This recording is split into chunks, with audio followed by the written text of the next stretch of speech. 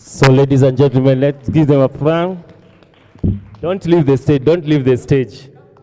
We want to appreciate our Madagascar students again, okay? But you're going to appreciate them in a different way. First of all, I want to request all of those guys who have seated behind there, kindly make sure you move forward. Just move forward. If there is an empty seat in front of you, move forward. Empty seat in front of you, kindly move forward. Let's give them a clap as they move forward. Asanteni. Let's occupy the front seats. Let's occupy the front seats so that those who are coming later cannot distract the conference. Asanteni, asanteni.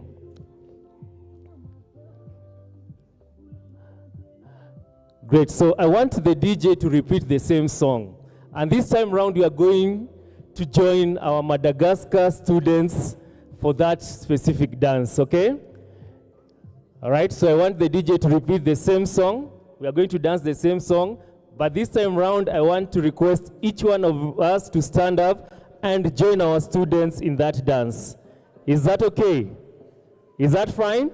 All right, DJ.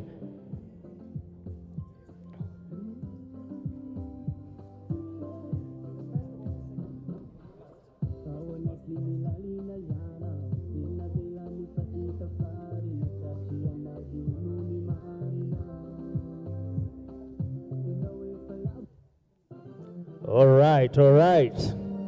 Let's go. Let's stand up, everyone. Let's stand up. Just stand up, everyone. Let's be uprising. Let's follow the moves, eh? We follow the moves.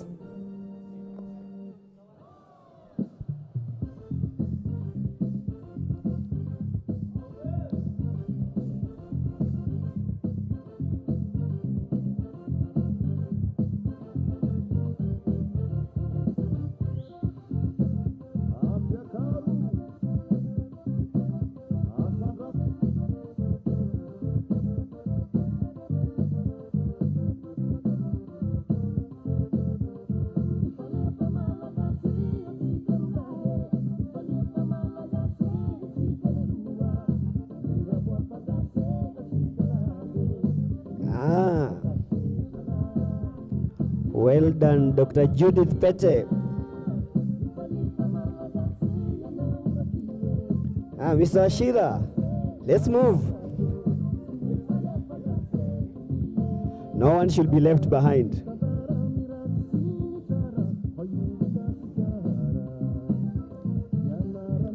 Professor Barbara, that's really good.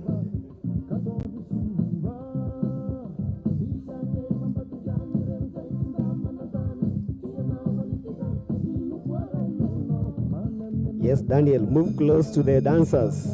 We want to see you, Daniel.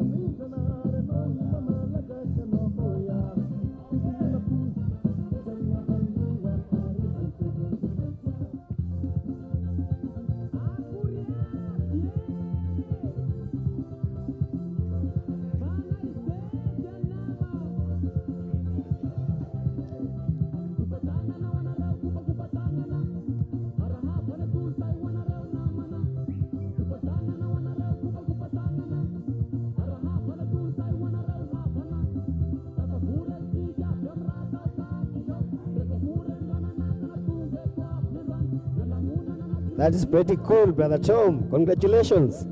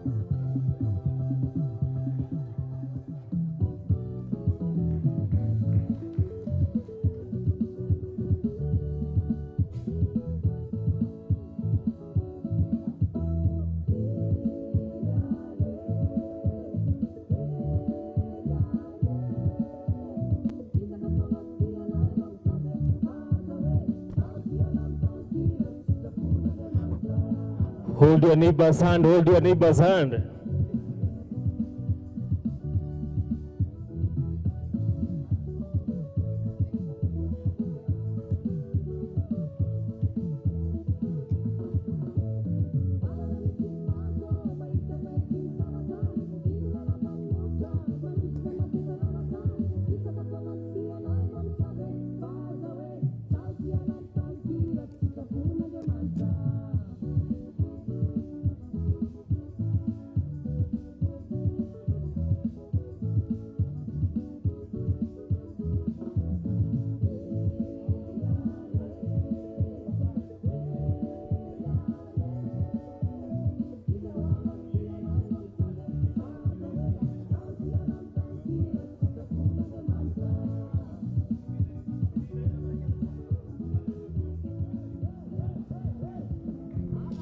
Let's give them a hand clap, please.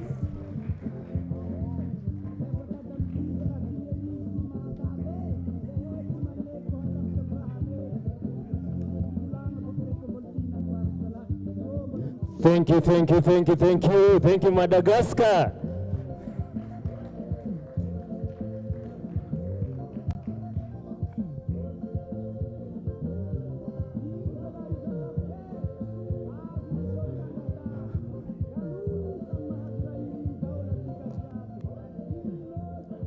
Let's give them a clap as they leave the stage. Thank you, thank you. Tangaza, we are really blessed. Tangaza University is really blessed. We have over 50 nationalities studying in this institution from different parts of this globe. So we thank Madagascar once again for that great entertainment. Well, I want to give back my co-MC to continue the program. Feel welcomed. Thank you. Thank you very much, Dan. For those who are still outside, please make your way into the hall. We are about to begin. On behalf of Tangaza University, I would like to take this opportunity to welcome you all to Tangaza University. If you are a visitor, you are coming here for the first time, we have the washrooms on both sides. So you can use either the side doors or the other door to the washrooms. And before we begin the program, I'd like to introduce myself. I'm Dr. Nicholas Ochieng, and I'm going to be your MC for today, together with my colleague, Dan. And to start off our program, I'm going to invite Reverend Father Frederick Mkabana to lead us in a word of prayer.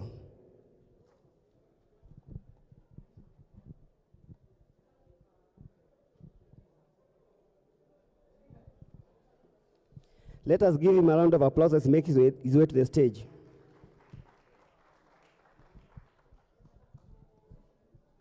So I request all of us we arise for prayer.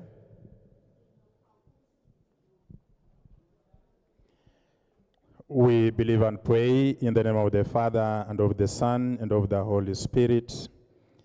Our Father who art in heaven, hallowed be your name. Your kingdom come, your will be done on earth as it is in heaven. Give us this day our daily bread. Forgive us our trespasses, as we forgive those who trespass against us. And lead us not into temptation, but deliver us from evil. God, our loving Father, you are the main reason as to why we are gathered here. We want to thank you for the gifts of each and everyone here present. Thank you for making this event be a reality that we witness this morning. As we start this program running today till tomorrow, we want to invite you into all that is going to take place during this period. We want to thank you for each and everyone who has made it to be here present, those who are still on the way coming to join us. We want to thank you for the organizers of this conference. In a very special way, our own Dr. Judith Pete, serving here in Tangaza and running this program in our university. We want to thank you for the guests who have come from different parts of the world. and more especially also those from different parts of this country. And we pray that as we are here to celebrate and get more involved, get more invited in service, as we celebrate the freedom you have given to us, we celebrate the dignity that is given to humanity, and we thank you for your graces on our fallen humanity and also for redeeming us. We ask this through Christ our Lord. Amen. In the name of the Father, and of the Son, and of the Holy Spirit. Amen. Please remain upstanding for the national anthem.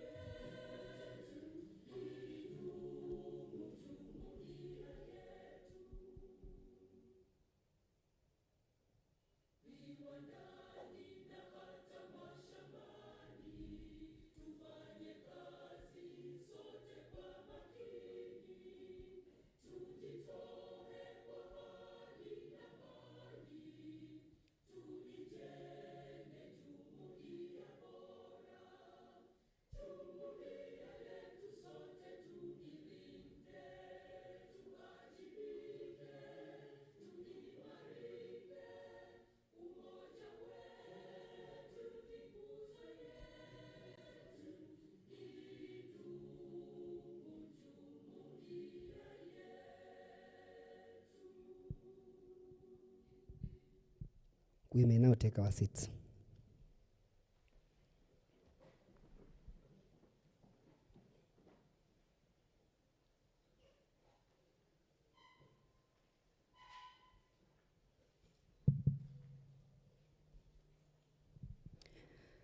At this juncture, I would like to take this opportunity to welcome our Vice Chancellor, Reverend Professor Patrick Mwania, to give his opening remarks. Welcome. Let us give him a round of applause as he makes his way to the stage.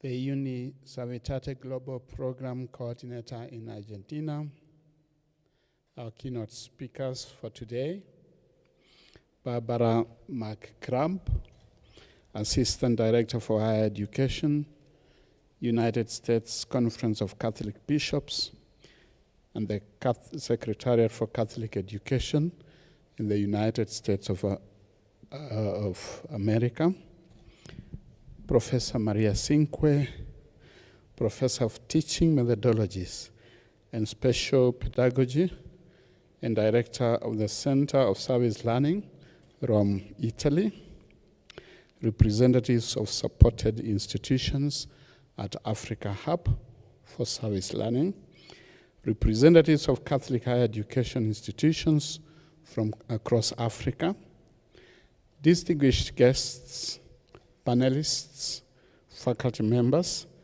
students, and alumni, our online viewers, ladies and gentlemen, good morning.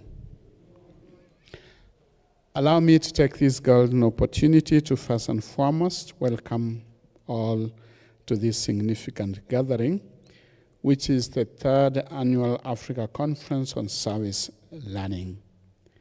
This year's theme, as you can see it well demonstrated here, promoting freedom and dignity of persons, a call for climate justice and world peace among Catholic higher education institutions, reflects our deep commitment to addressing some of the most pressing challenges that are facing our world today. Here at Tangaza University, we believe that education is not just about the acquisition of knowledge, but about the formation of individuals who are committed to justice, peace, and the care of our common home. This conference is therefore a testament to that belief, and it marks a vital moment in our collective journey towards fostering a more just, peaceful, and sustainable world. As a university, service learning enables us to identify and articulate our core values, such as preferential option for the poor, academic excellence, integrity, collaboration, ministerial priesthood, interreligious dialogue, and inclusiveness. These values guide us as we strategize and implement our university strategic goals and plans, fulfilling our motto at the university, which is teaching minds, touching hearts, and transforming lives. This conference, ladies and gentlemen, is not just another event. It represents a critical link between theory and community practice, highlighting the transformative power of experiential learning. Service learning is more than just a concept, and that's what we are going to learn today in our interactions. It is a fundamental approach that allows us to bridge the gap between classroom knowledge and real-world impact.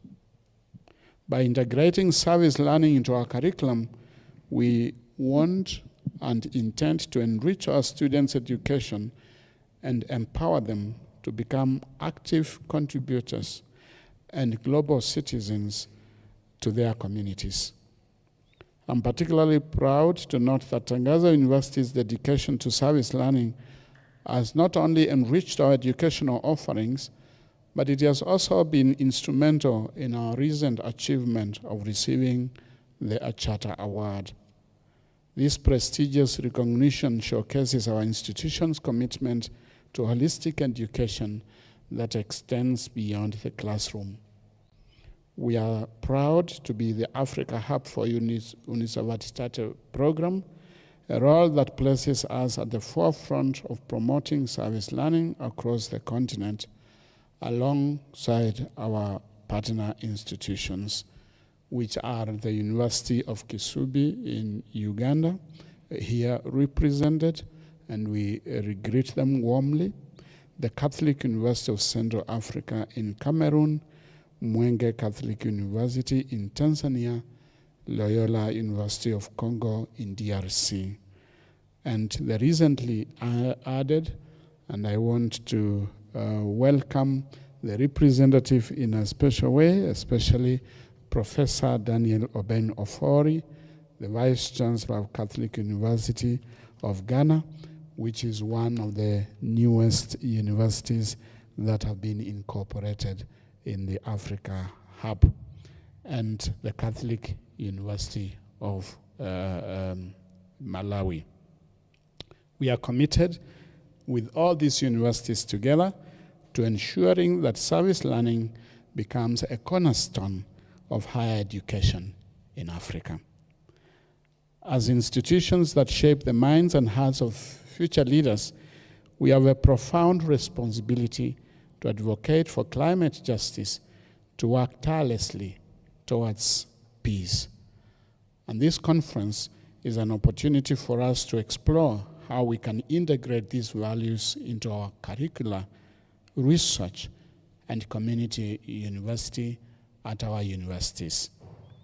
As we gather here today, let us envision a future where our institutions are not just places of learning, but becomes beacons of hope, justice, and sustainable peace. Let us commit to building partnerships that transcend borders, fostering dialogue and understanding among different cultures and religions, and nurturing a generation of leaders who are not afraid to stand up for what is right. We are immensely grateful to our partners, Porticus and Clays, for their unwavering support over the years. Their commitment to our shared mission has been instrumental in our efforts to promote service learning in Africa. Together, we can make a difference. And with these few remarks, ladies and gentlemen, I would wish to declare officially the 3rd Annual Africa Conference on Service Learning open. May our discussions be fruitful, our partnerships strengthened, and our vision for a better world realized. Thank you, and may you have a blessed day.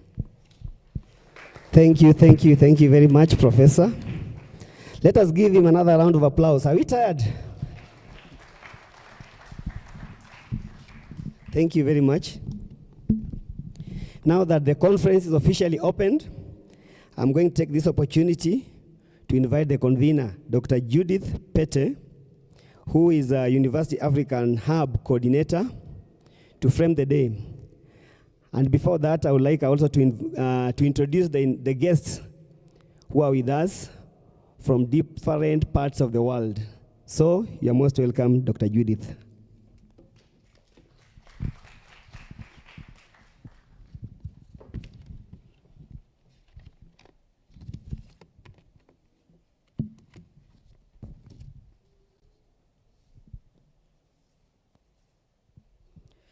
The Unisavitate Global Program Coordinators in Argentina, our keynote speakers, Barbara McCrabb, the Assistant Director for Higher Education, United States Conference of Catholic Bishops, and the Secretariat for Catholic Education in the US. Professor Maria Cinque, Professor of Teaching Methodologies and Special Pedagogy, and Director for Center for Service Learning in Rome, Italy. Professor Daniel Obeng Ofori, the Vice Chancellor, Catholic University of Ghana. Irene Kulkasi, researcher, Lumsa University of Rome, Italy. Reverend Dr. Wilfred Sumani, the Director, Academic Affairs, Catholic University of Malawi. Reverend Dr. Bernard Luerekera, the Institutional Coordinator, Service Learning, University of Kisubi. Ms. Elaine Etobe, Institutional Coordinator, Catholic University of Central Africa. Student representatives from supported institutions in Africa and other hubs. Present here today, we have the President, Tangaza University College, both for the School of Theology and the overall Tangaza President. The University of Kisubi in Uganda, President representative here with us, Mark. University of Cameroon, UCAC, ULC, represented here, Mwekau, represented online, Malawi, and Ghana. All the representatives of supported institutions in the Africa Hub, the representatives of Catholic higher education institutions across Africa and beyond, distinguished guests, panelists, moderators, faculty members, students, alumni, online viewers and participants, ladies and gentlemen, good morning. Good morning once again. I take this excellent opportunity to first and foremost welcome all of you to this symbolic gathering that has now gone beyond our region of Africa to the global encounter. While CLAYS recently marked their 27th International Conference on Solidarity Service Learning, we in Africa, we are marking our third fold. Great hope indeed. This resonates very well of a beginning of a great milestone and great strides we are about to make through service learning program in our midst.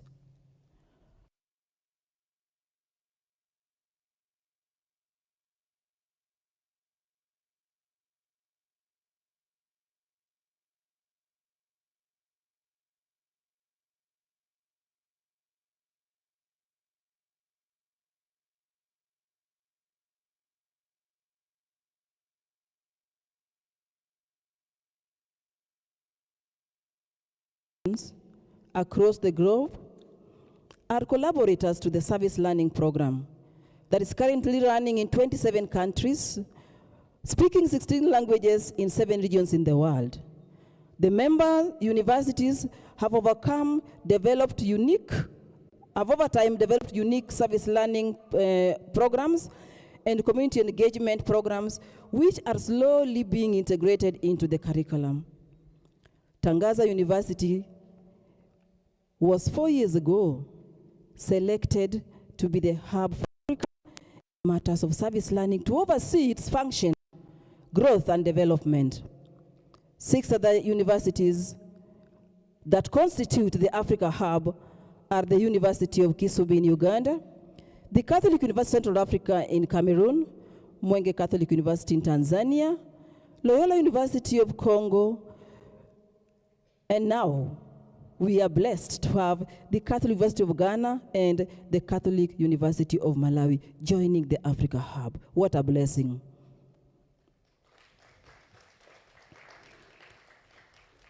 To us at Tangaza University, service learning enables us to identify and articulate our core values, such as the preferential option for the poor, academic excellence, integrity, collaboration, ministerial priesthood, interreligious dialogue, inclusiveness, as well as to strategize and implement this in our university strategic goals and our plans as we teach minds, touch hearts, and transform lives. Over the years, the impact of service learning in our university and Africa in general is multifaceted. Just to pinpoint a few, if you look around, you'll see banners around in each and every corner.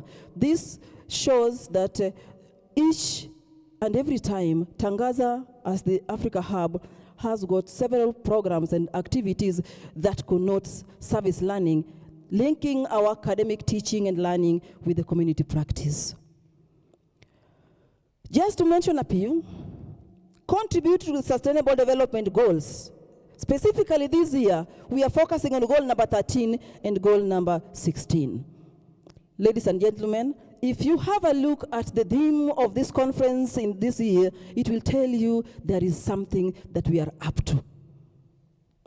Service learning in Africa private universities aligns with and contributes to the United States Sustainable Development Goals, whether it is improving quality education, promoting good health and well-being, reducing inequalities.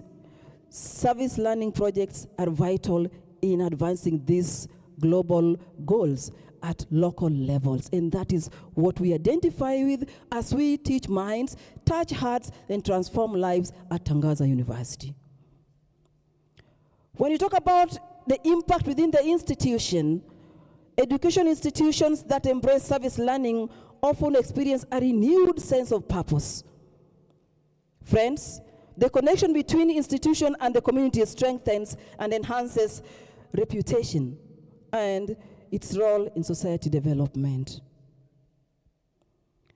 Students gain practical experiences and a deeper understanding of their coursework by engaging with real-world challenges. They develop critical thinking skills, learn to collaborate effectively, and become more engaged learners. And that is what makes us very unique, especially in the 21st century.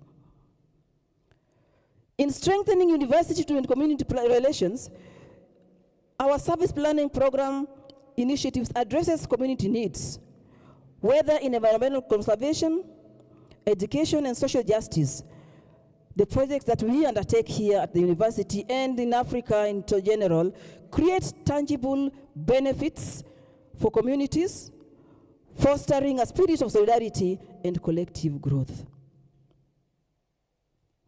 Conferences like these, friends, are critical in advancing our work for several reasons.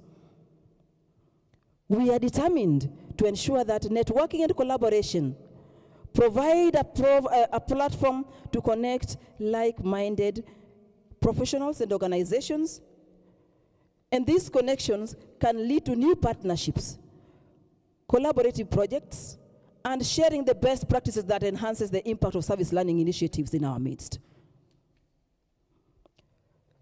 In sharing successful stories during such gatherings, this will then challenge us, and then we learn from one another's experiences. And these exchanges of knowledge help us to refine our strategies and adopt innovative approaches to service learning. Conferences also are a quite powerful avenue for raising awareness about the importance of service learning. And for this year, Tangaza University is raising awareness on matters of climate justice and world peace. In closing, I want to emphasize the transformative power of service learning, not just for students, but for the communities we serve and the institutions that we run. I firmly believe that by participating on service learning conferences like this one, we can magnify our impact, strengthen our networks, and continue to drive positive changes across the globe. And we do this in our small ways. The commitment for service learning and the opportunity we speak out today is the result of immense support from Tangaza University administration. And I want to thank, ladies and gentlemen, our Vice Chancellor, Professor Patrick Mwanya, for his immense support to this program and his team. Please, round of applause to our Vice Chancellor. I also thank sincerely the teams dedicated to support this program across the Africa, without forgetting to mention our own Bibi Bowman, the representative of Unisavitate Service Learning Hub at the global level from South Africa. I will also not forget to recognize the support from Sister Dr. Mary Draru, also joining Bibi as our members of the Unisavitate board, and of course, our financial supporters, Porticers. In the initial stages, the appointment of coordinators in our supported institutions was done by all the vice chancellors across the Africa Hub, and we thank all the vice chancellors of those institutions. This goodwill for service learning at our universities should go hand in hand as we embrace the 4 critical components of service learning across our institutions. By so doing, ladies and gentlemen, we are jointly striving to sincerely achieve the intended goal of service learning, which is sustainable integral education in our society. My sincere gratitude also goes to the Unisavitate team and other partners who have availed the financial support to all our universities to enhance our actions towards achieving this goal. May God bless Africa Hub as we strive to build a better world for all. Long live Unisavitate Global Network. Thank you, ladies and gentlemen. Enjoy.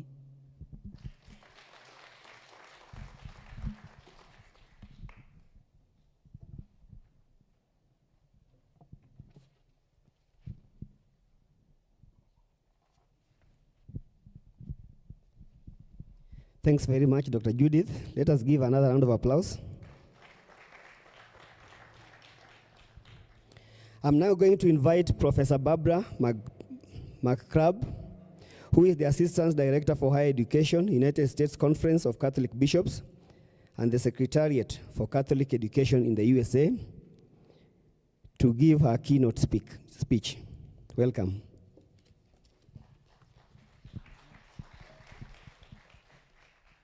Bear with me for a moment. Okay. Bear with me for a moment while I get my my material together here. Just a moment.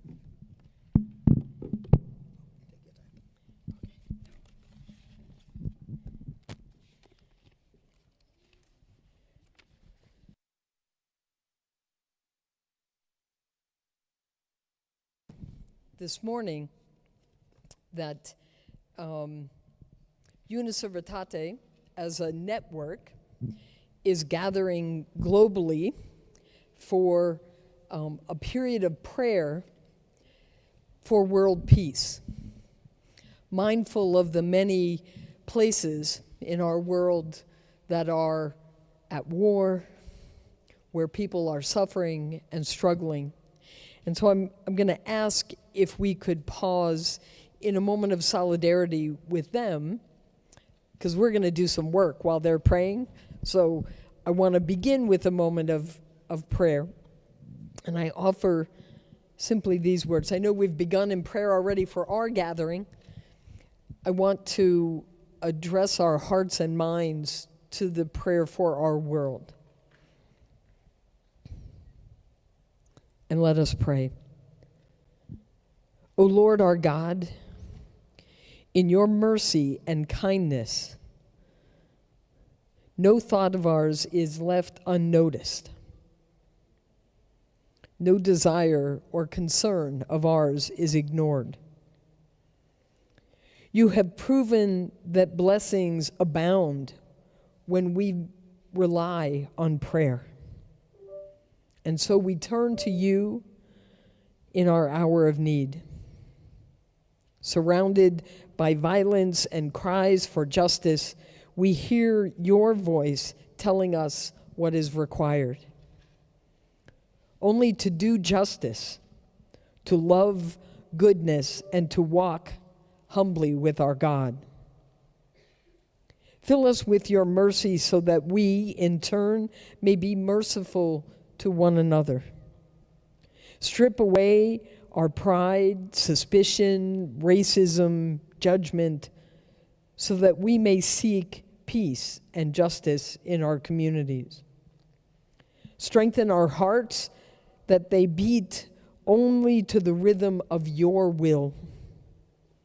Flood our path with your light as we walk humbly toward a future filled with encounter and unity.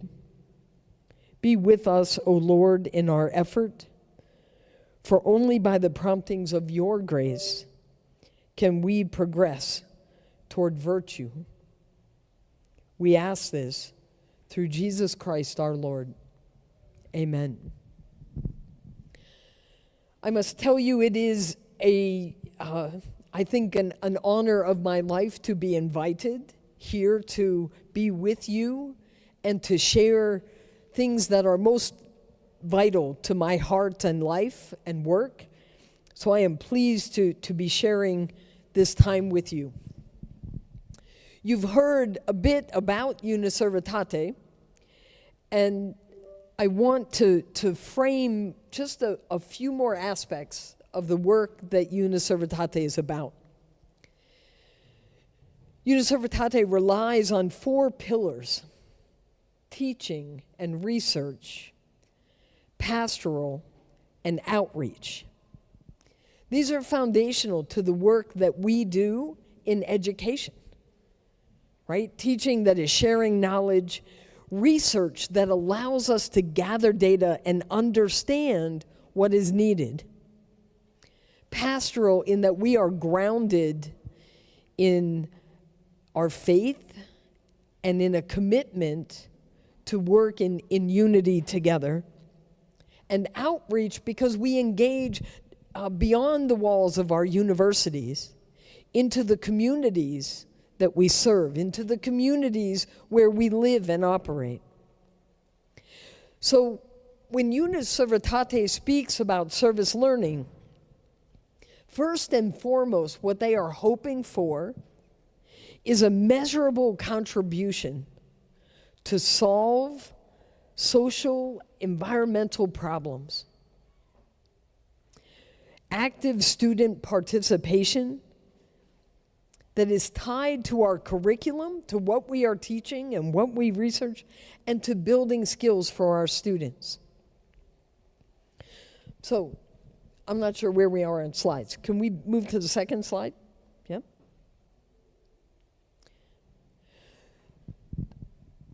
The beauty of service learning and the opportunity that we have today, and we heard that a little bit from Father Patrick, where we hope to be grounded in learning, but a beacon of hope, of justice and peace. Well, Unis Servitate, in our embrace of service learning, seeks to generate systemic change through Catholic higher education, through the institutionalization of service learning, and as a tool to fulfill their mission of an integral education. We're going to talk in a few moments about that integral education. But the idea here is that, one, Catholic universities have a unique opportunity in our world. We are grounded in a tradition that both encourages and inspires us. It grounds us in our understanding of human person. And through this pedagogy that marries theory and practice, we have unique opportunities as we engage with the communities around us. So service learning becomes a tool that is adaptable, that is allows us to accomplish integral education. So I want to share this map of the regional hubs. So the next slide.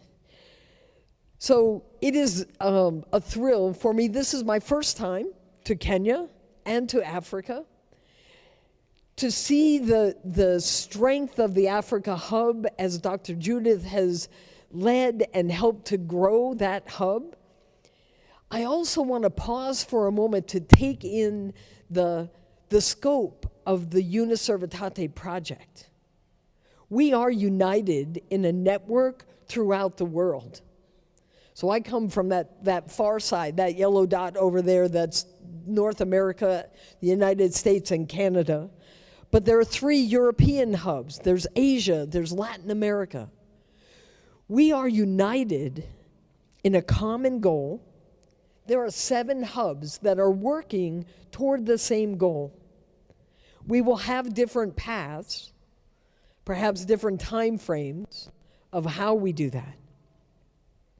But there is a grace and a beauty to our conversation, to our network, because we learn from one another and we walk together. So I want to chart a course for my presentation this morning. Judith has laid out a beautiful framework for where we will go today and later today, even into tomorrow. What I hope to do is lay a foundation, kind of a groundwork, so that we have maybe a common understanding of the work that we are about. So we begin with a Christian anthropology that is our faith foundation. We will talk about higher education as the context in which we are doing our work.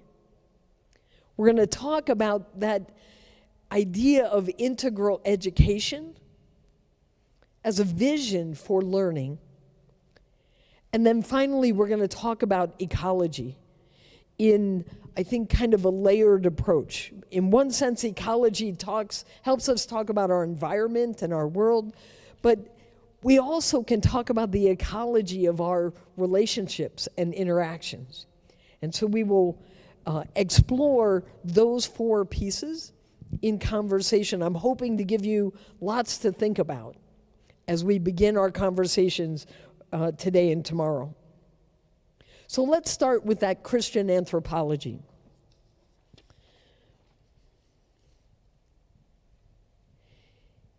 In many ways, this is the very foundation of our understanding of who we are as human person. First and foremost, we are created by a loving God. That means we are a creature. In our understanding of the human person, we realize that we belong to God. We seek our meaning and purpose in and through God.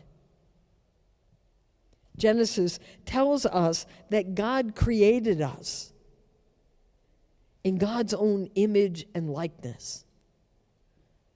There is a grace and beauty there to behold. We must also remember that we are broken. Whether it's original sin, whether it is our faults, the things we have done and the things we have failed to do, if we look around our world, we know that there is plenty of evidence that we live in a broken world, that we are fallen. St. Paul reminds us in Romans that all have sinned.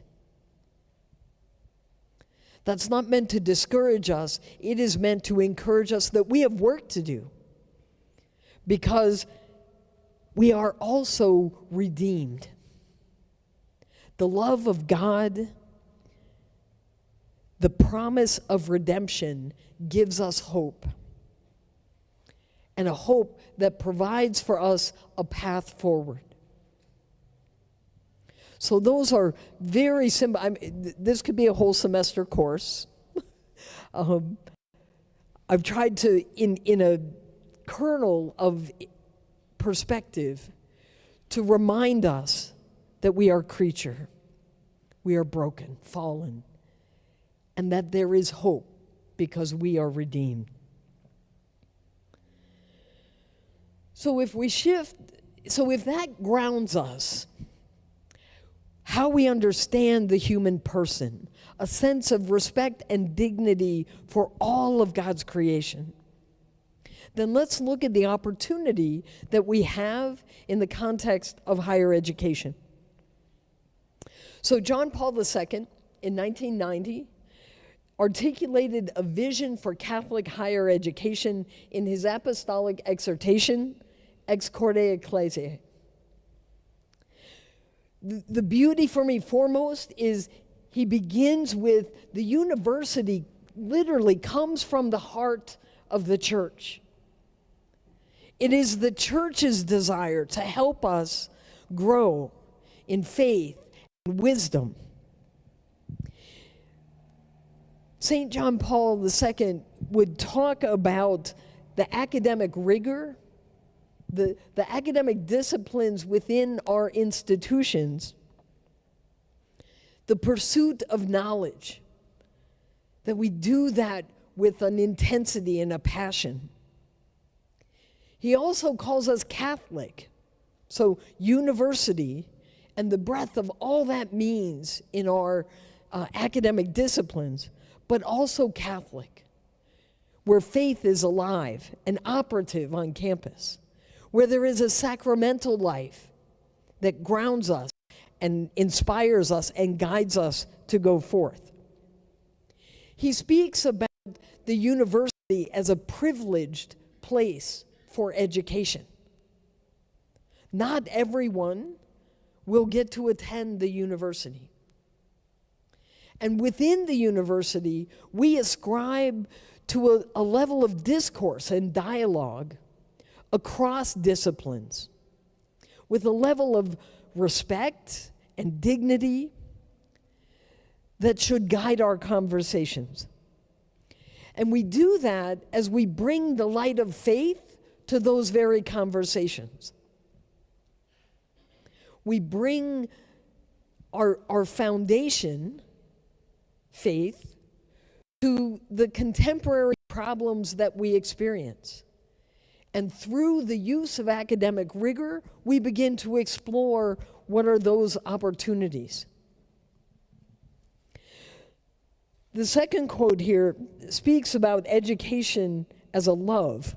So Pope Francis, in his 2020 encyclical Fratelli Tutti, he writes of the fraternity and social friendship as a way of building a better, more just and peaceful world. Precisely what Judith spoke about, right? A better world, a more just society, and a world shrouded in peace. So for him, he articulates in Fratelli Tutti that education is a love that welcomes difference. Difference of opinion, difference of perspective, difference of skill set, our academic disciplines. Sciences have something to learn from the humanities.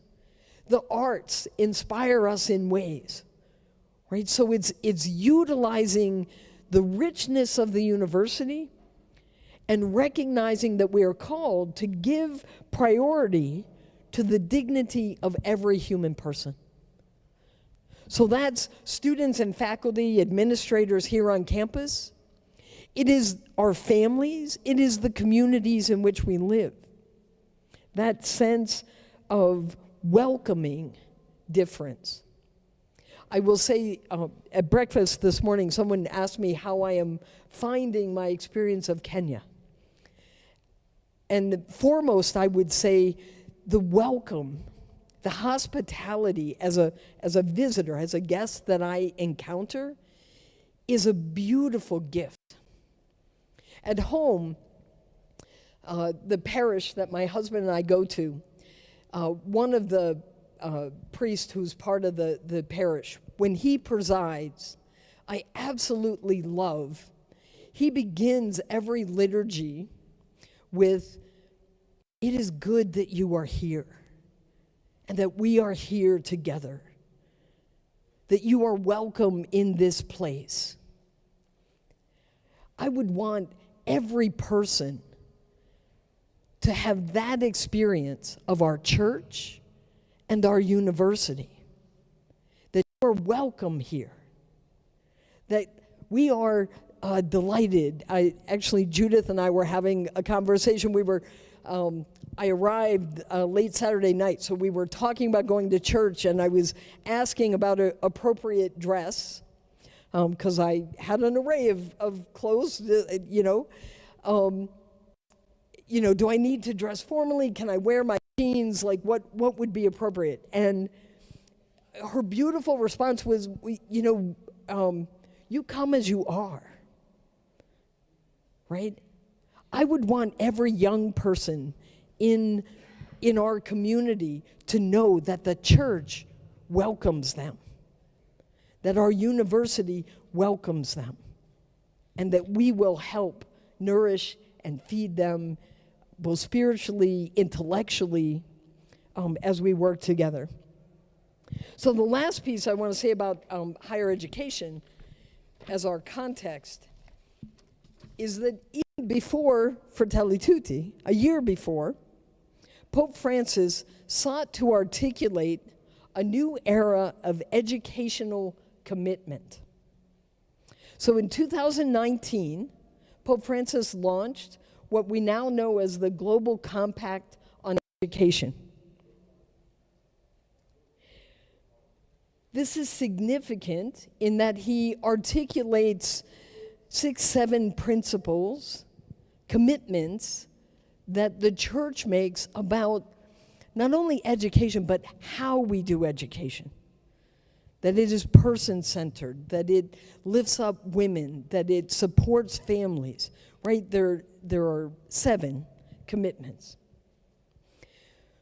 But what he articulates is that change requires process, educational process, that seeks to develop a new universal solidarity and a more welcoming society. I want to pause for a moment to soak that in. When I think about the scope of Uniservitate and the network that is in conversation about these very issues, and what Pope Francis is calling you and I, indeed the world, to a moment of transformation. A new universal solidarity where we stand together as men and women across cultures. It is, for me, an extraordinary moment that we get to participate in, that you as students and faculty have an opportunity to share in this moment. In fact, we are relying on you to help this moment come to life, to come to fruition. Okay, class is over. It's time to go. I think that means I have to move quickly. Okay, so if we could go to the next slide. Pope Francis, in that global compact, talks about integral education. I want to unpack that for a moment, because he's laying out a vision for education, for learning. And it's not just the content. You have theology classes, you have English, you have science, you have math, but it's how we do it. So one, integral education allows everyone to participate. If I think, I've been talking with some folks about the synod on synodality that will gather in Rome in October. And the framework for that is participation, communion, right? That new universal solidarity, that we experience communion together, and that we are sent out on mission to transform the world. So integral education relies on a search that goes deeper, seeking truth, not taking simple assumptions or what's simply apparent on the surface, but to go deeper, to understanding the dynamics that contribute to the situations in which we find ourselves, to creating real solutions, sustainable solutions. And to do that, we have to have active learning. So part of what I love about service learning is it expects you to know the classroom material, the content of being in a classroom. Whether it's a chemistry classroom or whether it's a theology classroom, you have to know the material. But what service learning asks is that we create a dynamic learning environment where you are taking that learning and applying it in real life situations, in local communities, in regional or across the globe communities. And part of what that helps us do for our students, with our students, is to build skills. So we might talk about the art of communication, right? Communication requires an openness. And I must tell you, Uniservitate has taught me tremendously about communication as we communicate across cultures, across continents. There is a Okay, so I'm an American at heart, and it's really important for me as an American to get out of a North American mindset, to truly engage other cultures, and to not simply be guided by my assumptions, but to cultivate curiosity, to ask questions. How does this look? We met yesterday, and Maria Shinque kept asking, like, how does this look in your university for service learning? So there's an openness to the richness. There is not one way that we do education. There's not one way that we do service.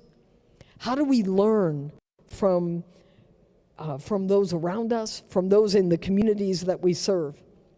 Inclusion.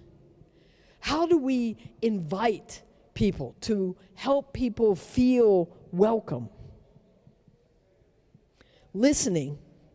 We've been, in the United States, we've been doing a lot of work around synodality that is grounded in listening.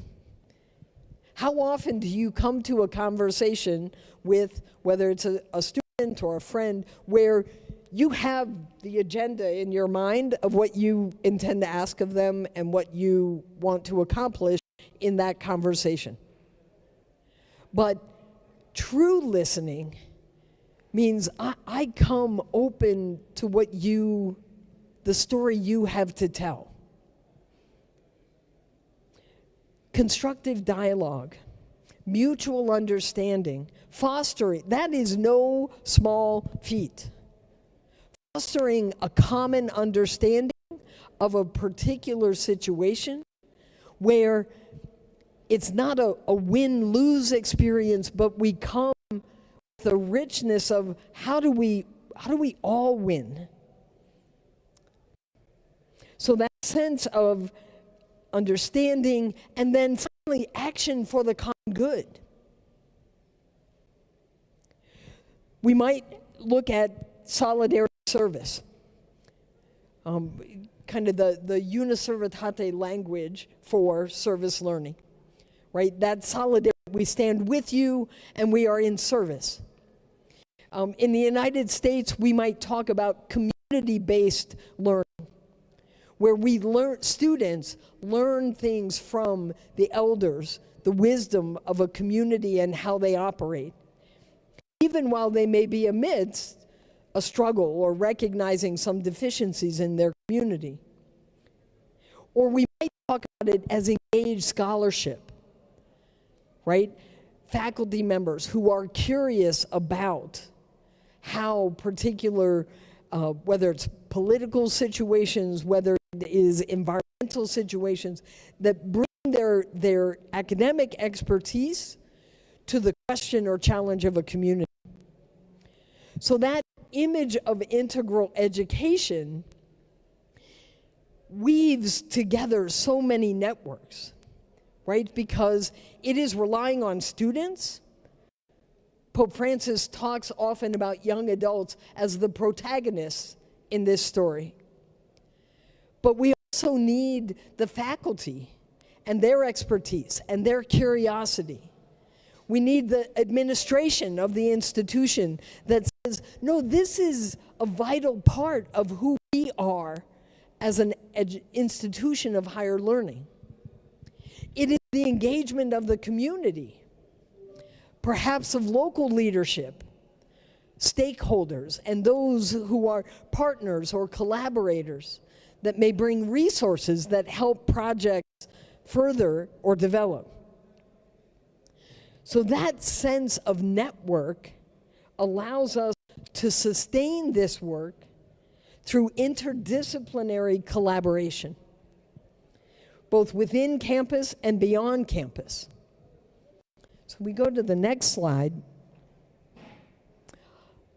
A play on words that emerges in the Global Compact talks about integral ecology. There is relatedness where, again, we come back to that Christian anthropology. There is a recognition and a value of each creature. And there's a recognition of the network of relationships and opportunities that each person brings. We incorporate those learnings into the curriculum, right? How many classes is communication, writing essays, being able to articulate well a principle, your purpose, your proposition for a situation, to do that well, whether in writing or public speaking, right? That's all part of how we do service learning, how we engage the community. To conduct research, to gather information so that we are not relying simply on our assumptions, right? That we walk into a question and assume that we know what's best, but that we might, colleagues will talk about asset mapping, to look at a local community. What are the treasures and gifts that are already there? And then how can we collaborate to respond to particular problems? Maybe it's education. The school either doesn't have teachers or needs more help, or families need assistance in being able to enroll their children. So we gather research. We reflect in the light of faith on the circumstances that we find, and we are acting for the common good. So for the students and faculty who are here, that challenge here and online, right? Those of us, there are many more joining us. That experience of integral education, indeed integral ecology, requires courage. It requires courage to seek the best energies to work with the local community. Maybe my idea is not the best, and I have to have the courage to say, no, that's a better idea of how we might get to a sustainable solution. To be creative, right? To boldly seek solutions to real problems. I love Pope Francis as he spoke about being missionary disciples, right? He would often talk about, like, it can't be, but we've always done it this way, right? Often, I think, within the church, some of our common languages, but this is how we've always done it. In this extraordinary moment, we need to seek new and creative opportunities, innovative opportunities to address the real problems that our communities are facing. And so in doing that, we look at bringing the pieces together, right, of service, of learning, of students and faculty and communities. We are creating a network, a web of relationships, an ecosystem of how we can transform our world. So that creativity sometimes means we have to be willing to risk failure. We might have as we've talked with the community, there might be a thought about how we proceed, and we try that, and you know what, something is missing. It doesn't quite work. It's okay to fail. Part of learning is failure. If you're in science, there are many science projects. You have a theory that you test out and then say, nope, it didn't quite work. It's okay to fail, but then we have to move on. And how do we try to re-engage? And this time, learning from the failures that we have had and how we make it better. And responsibility. That as we stand in this unique moment in history, there is a particular responsibility that each one of us have to really participate in this transformation. So if I move to ecology, and I hope in just talking about the integral ecology, you have this sense of an incredible web of relationships, of opportunities and circumstances. What we hope to do through service learning, through that new era of solidarity, is to foster right relationships, right? Where we put people first. Things, systems should be at the service of people. And by right relationship, I mean relationships we have with one another, with God's creation, and with God.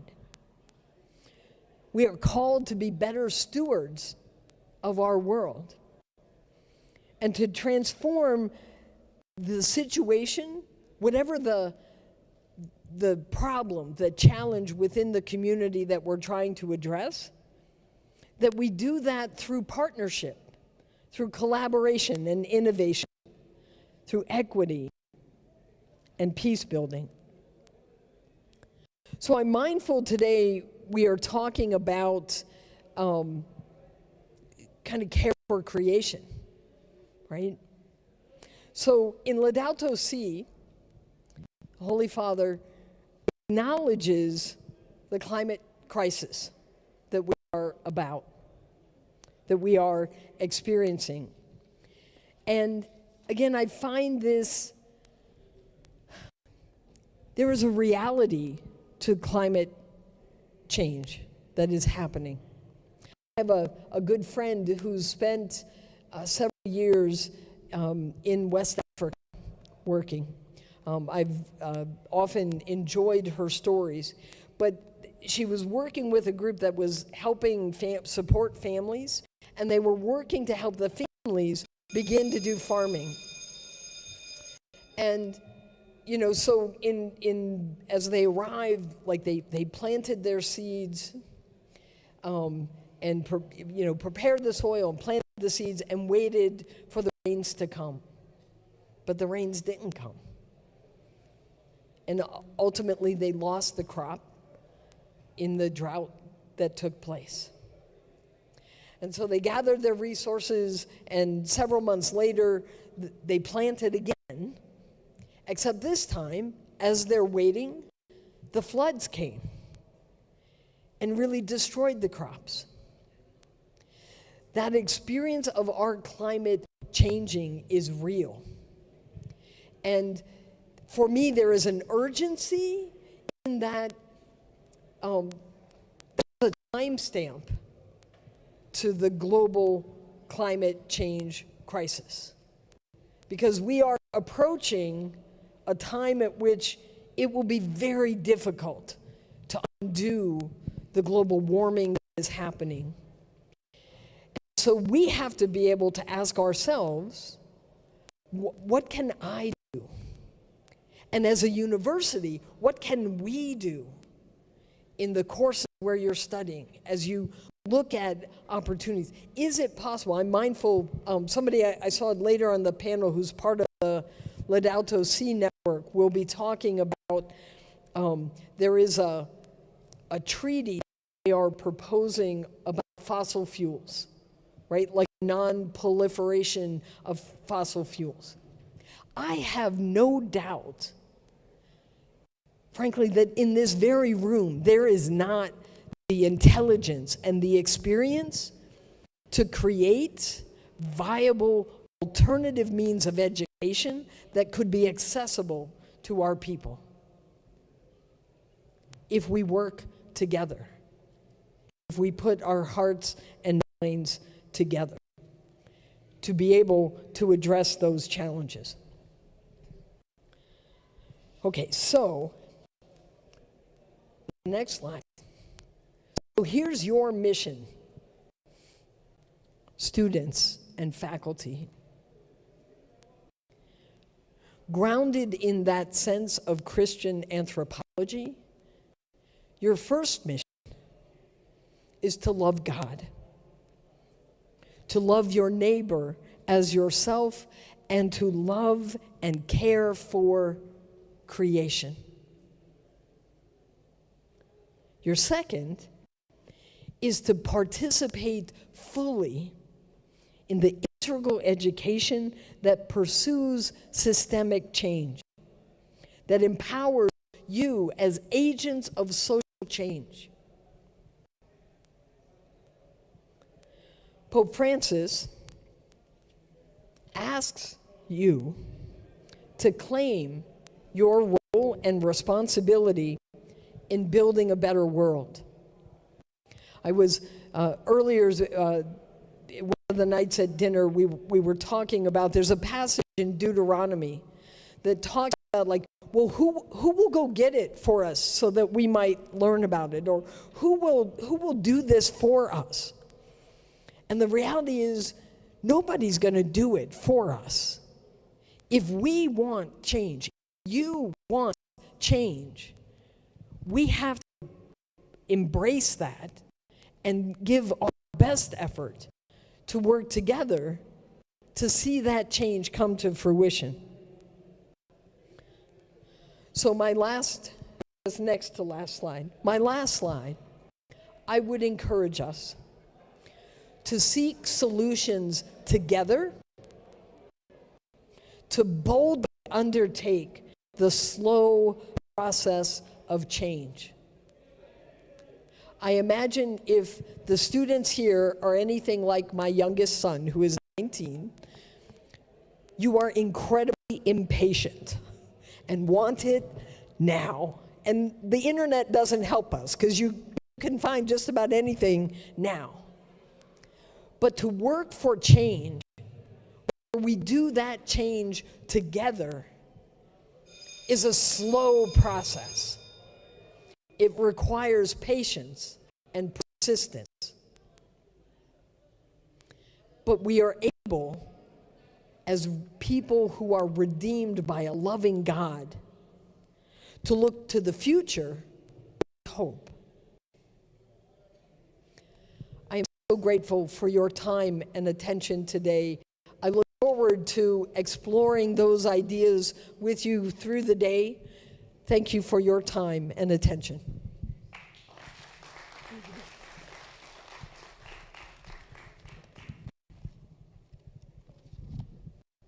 Miss Judith, Dr. Judith, who do I hand this off to? Oh, right here. I'm sorry. He's here. Professor Barbara deserves another round of applause. Ladies and gentlemen, let's appreciate Professor Barbara. Thank you very much. Professor Barbara has spoken about the 4 pillars of which service learning is based on. What is the first pillar? Yes. Teaching. Clap for him. Teaching. Pillar number 2. No. Pillar number 2, somebody else. Yes? Research. Let's clap for him. Research. Pillar number 3. No, not you. Yes. Pastoral. And the last pillar? You are an A student. Another pillar? Outreach. Thank you very much, Prof, for that. Before I welcome the guest speaker, I want us to stretch a bit, okay? Just stand up and make sure you have some space.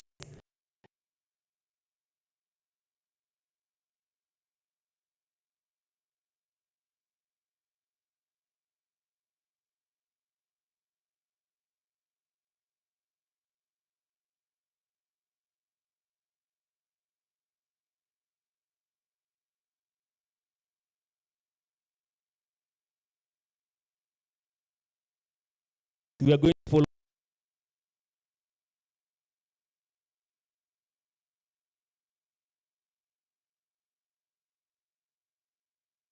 Volume, please.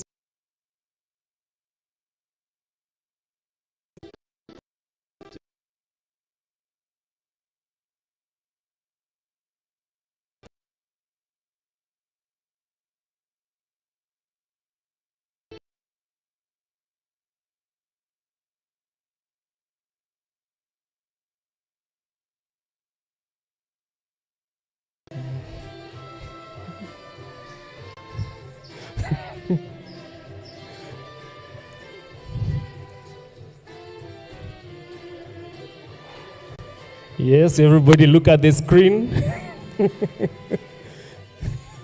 Let's go.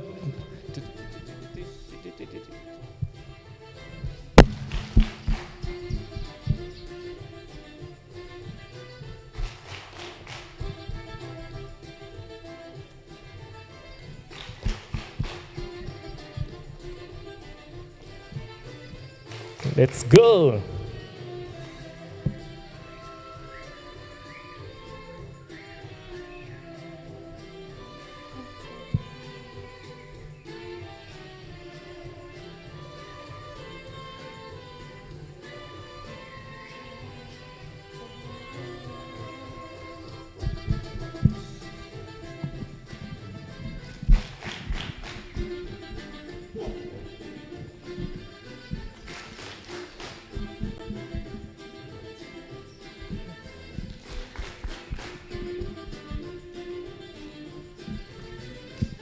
Let's go.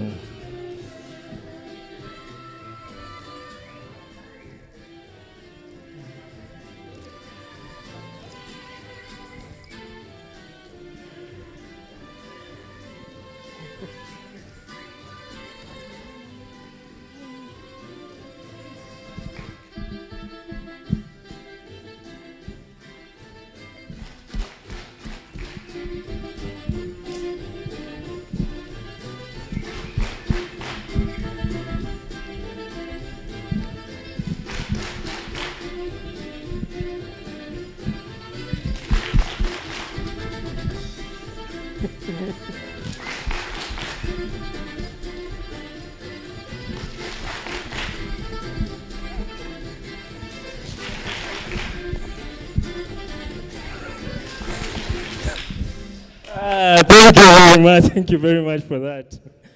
All right, all right.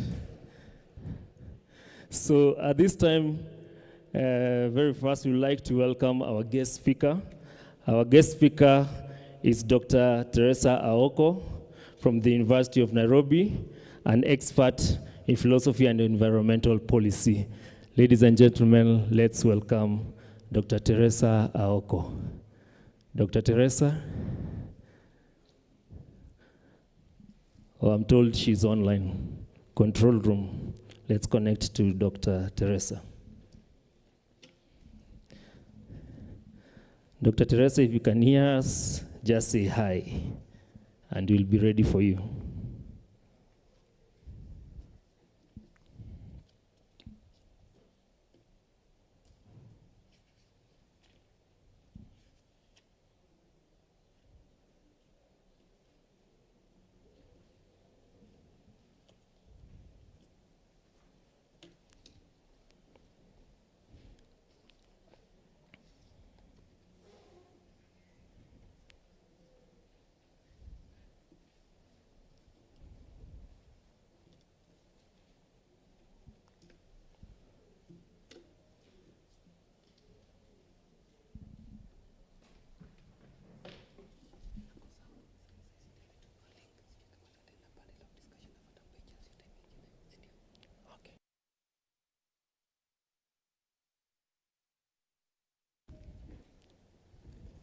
All right, I'm told she's getting ready. Just a second. Yeah, but before she comes up, I want to teach you 3 words. 3 words in Swahili, okay? 3 words, okay? All right, I'm going to teach you what you say for the older generation and what you say for the Generation Z, Gen Z, okay? All right, everybody say jambo. Jambo. All right. Gen Z, what do you say jambo in slang? They say woza. Okay? Turn to your neighbor, tell your neighbor woza. That is greetings for the Gen Z, eh? Woza. All right. When you eat some food and it's very delicious, you say tamu sana. Yeah? Older generation, tamu sana. Say tamu sana. That is very delicious. For the Gen Z, you say in a slap. Say in a slap. In a slap. Good. The last one. Yeah? The last one is the most famous one, okay? I don't know how you say it in the older generation, but I'll ask the Gen Z. When you say kuanguka nayo, what does it mean for the older generation? Anguka nayo. Yeah? Fall with it. That is direct generation. Direct translation, fall with it. Yeah? So that is your homework. During the break, if you find a young person around, a student or anybody who is young, just ask them what it means to say anguka nayo. Tell your neighbor, anguka nayo. Yeah, direct translation is fall with it. Eh? Okay, I don't know whether the doctor is ready. Dr. Oko? Control room? Evans, are you ready? Not yet. Okay, so as Dr. Oko is preparing, we are going to jump that program, and then she will come later on after the panel discussion. Okay? So I'd like to go directly to the panel discussion. So our first panel will be on human being as image of God, Christian anthropology, and ecology. All right, so at this time, I'd like to welcome the moderator for that session, Reverend Frederick Mukabana, who is the chair for the Formation Council at Tangaza University College. A quick biography about Reverend Father Mukabana. So Reverend Father Patikel Frederick Mukabana is a member of a servants of the Sikh Carmelians based at St. Camilla's Seminary in Nairobi. Is an experienced educator and counselor. He is currently pursuing a master's in counseling and psychology at Tangaza University. He holds a bachelor's in theology from the Catholic University of East Africa and a bachelor's in philosophy from Consolata Institute, affiliated with Pontifical Urbaniana University. Father Mukabana has taught human development and self-awareness at various formation houses since 2017 and has provided counseling services and workshops across multiple institutions. He has also served as a hospital chaplain and continues to work on publications focused on formation of religious individuals. Ladies and gentlemen, let's put our hands together as we welcome Reverend Father Mukabana. Welcome, Father, to the stage. I'd also like to welcome our keynote speaker, Professor Barbara. I want to welcome Barbara. Professor Barbara to the stage. Let's give her a clap as she comes on stage. I would also want to welcome our Vice Chancellor, Reverend Professor Patrick Mwania, to the stage. Welcome. I'd also like to welcome one of our SIs from Loyola University in Congo, Professor Reverend Diodon Birimbindi. Bienvenue. So Professor Biribindi is a Jesuit priest from DRC. He has a doctorate in philosophy and theology from the University of Innsbruck in Austria. He teaches philosophy and theology in Kinshasa, Kimwenza, but also at Hekima College in Nairobi. He is the coordinator for service learning at Loyola University in Congo. Thank you for coming. And last but not least, I want to welcome Brother Dr. Tom Kani, who is the Principal Emeritus and Patron Spirituality for Service Learning at Tangaza University. So let's clap for him as he comes up.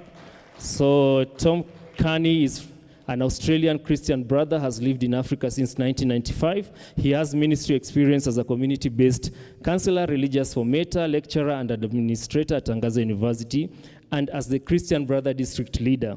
This involvement has made him aware of personal issues and dynamics of life, struggles, and the various unjust social arrangements which have oppressed the people. His working with marginalized people has created an awareness to have a developed spirituality which can take account of the realities of life, relationships to the world, to the people in the world, to God, and to be able to reconcile this with Christians' beliefs.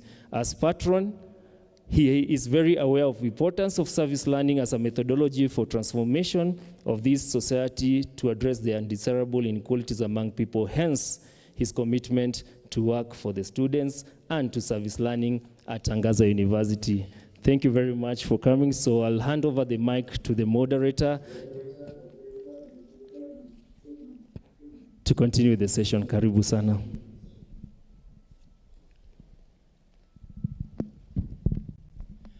Okay, thank you, our Master of Ceremony, for this opportunity. And we want to take this moment to welcome our speakers. Of course, some have not spoken already. At least the two the other side. We have already two speakers who have addressed us. And we are being followed, of course, physically here and even online. And we have several concerns in line with what we are doing today. Already several questions have been noted down that are going to be directed to you. And I'm very sure that we can interact with ourselves and interact with those who are following, both here present and online. So you're most welcome. We can clap for them. Okay, now we have several questions here, and we wish to start with just the last speaker of this part of the morning. And the first question is to Professor Barbara. In what ways can service learning programs in Catholic higher education institution be designed to reflect the principles of Christian anthropology in addressing ecological crises?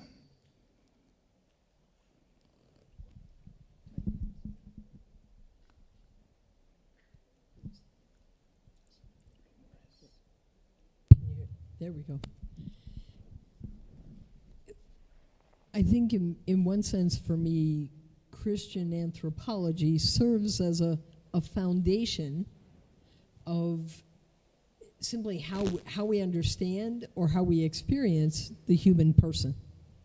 So our service learning happens in ways that we need to lift up the human person in their dignity, in their goodness. So that might mean education programs, right, that help teachers not only learn their discipline if they're a math teacher or an English teacher, but it also helps them to have an appreciation for the children that are before them, right? I think there are many ways where there are tangible experiences that allow service to impact a local community. So education being one example, but I think there are others. Okay, thank you, Professor, for the response. If there will be any more questions from the members present, I think we are going to guide them. I wish to go to the second question. Now, there are more questions to Professor here, but I also want to ask our VC, Reverend Professor Patrick. The first question to you of concern is, as a Vice Chancellor of Tangaza University, how do you see the role of service learning in promoting ecological sustainability and upholding the dignity of the human person? Okay, thank you very much, Chair, for that question. And I begin by thanking Professor Barbara. In her presentation, she was able to highlight some of the fundamental elements that are connected with the question that I'm supposed to answer, namely that our education in higher education is supposed to be integral education. It's supposed to help students come out integral. That means all that we teach should not just end at class, should not just be based on theory, but they should also have an impact on the life of the students themselves, but also in society. And so Tangaza and any institution of higher learning should be able to integrate in the curriculum or in curricula of our institutions service learning. And for me, it's very important that service learning is so critical that without it, knowledge that is disseminated is just going to be theoretical and is not going to impact on society. And therefore, for knowledge to be impactful, to impact the life of the learners as well as the society that they get out to impact or to influence, it has to have the element of service learning. And here at Tangaza, we have tried as much as possible to make sure that service learning is integrated in all dimensions of our learning, which I think is very critical, and I would encourage that all other universities within the African Hub would also consider that. Thank you. Okay, thank you, the Vice Chancellor of the university. There are still more questions of concern directed to you, but we shall move to the next speaker, Professor Diodon. And this is the question directed to you. How does Loyola University utilize service learning to integrate Christian anthropology and ecological conservation in its curriculum? Thank you very much for the question. And I would like to say also thank you for the conference that we have just here. Loyola University of Congo, it is a Jesuit institution which is inspired from the Ignatian spirituality. So it receives the vision and mission from Ignatian spirituality. And we know in Ignatian spirituality from the principle and foundation, human beings is created to praise, to serve, and to respect the Lord. And then there is an important aspect of relationship between human beings and creations. So at the core of our vision and mission, there is Ignatian spirituality, the way we are supposed to relate to God and to relate to creations. So we are trying to help our students to have first this just and good relationship with God by improving spirituality, helping them to be spiritual people, to love God and to serve Him, and also to be concerned about creations around. This is the second part, and this means to develop a sense of respect regarding human dignity in general, but in particular regarding environmental questions and ecology.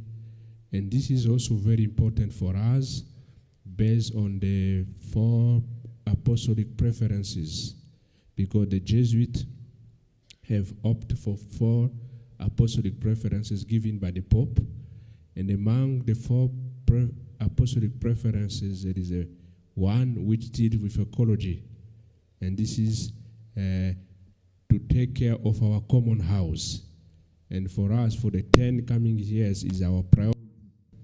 So we are trying to also consider it as we train our students to develop a just attitude in the relationship with creations. That is the ecological problem. Now, service learning is helping us, is strengthening that vision. Yesterday, I was telling people here, when I discovered the spirituality of service learning, it was just, oh, this is like the Ignatian spirituality. So we found a way of dialogue, and I think the integration is very simple. From that level that we are sharing some common spirituality in a certain sense. Thank you very much. Okay, thank you, Professor.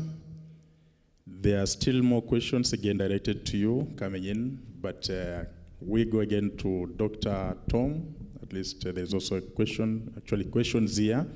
And one of the questions is, in what ways can spiritual formation be integrated with service learning to cultivate a commitment to ecological justice among students? Thanks for the question. But I think I'd pick up on what Professor Barbara said even in her presentation. Because if we're talking about spiritual formation, we have to have some idea of why are we here? What's the reality? We're all here. We know that. But she was talking about sort of Christian anthropology as starting off with, we're created in God's image. So how is God, how do we see God? God is the source of our life. Now, if God is the source of our life, then life has to be shared. So we share it. Now, what does that mean for us in terms of spiritual formation? If God gave us life, and our ancestors, according to indigenous religions, our ancestors instinctively knew we were connected with God. They instinctively knew it. They lived it. They didn't need missionaries to come and tell them. As we got educated, we started to get people coming to tell us what we want, right? And we read it in the scriptures. And that's as Christians and Muslims, Jews, we all read it in the scriptures. But our ancestors knew instinctively we were connected with God. And they weren't trying to pray to a sacred tree. God wasn't the tree. God was sort of the life for that tree, but also the life for us. So everything we do in school, everything we teach, we're searching for truth. And we're searching for the truth as to how is this truth getting us into full life. And when Professor Barbara was going through Christian anthropology, right, we're created, we're fallen, we're redeemed. The fulfillment is Jesus. And Jesus said, I have come that you may have life and have it in abundance. So our whole reason for teaching anything really is to search for the truth that's going to give us life in abundance. Now, there are plenty of examples where we didn't have life in abundance. We've got it in Ukraine at the moment. We have it in Gaza. We have it in Zambia at the moment. We've got no rain. So there's no food, there's no electricity. We have to search for the truth of how do we live life abundantly. And in my psychology, I'm helping people to understand themselves so they can discover in themselves how they can be fully alive and transmit that. So all our teaching, I think, has to have a spiritual basis, and then we can start to explore the truth. So that's where I think I would start, Father Fred. Thank you, Brother Tom. As we said, there are more questions again to ask, but we need to be a bit open to those who are here present. Probably there is something that is burning that has come up from the response they have given in line with the questions, so we'll be able to extend our invitation to the group here present. We are happy of your attention. You are too attentive. I can't see anybody distributing pieces of land, like doing like this, take that. Nobody's sleeping. So is there anybody who wish to maybe give an interaction with what we have so far shared with our panelists before we can engage them with the other questions? Maybe by show of hand, if there is any. Yes, there is a hand there. Do we have a last one around that I can send, running to the other end with the micro? With the, maybe there is, yes. There is a hand behind there. We need, yes, the next one, thank you.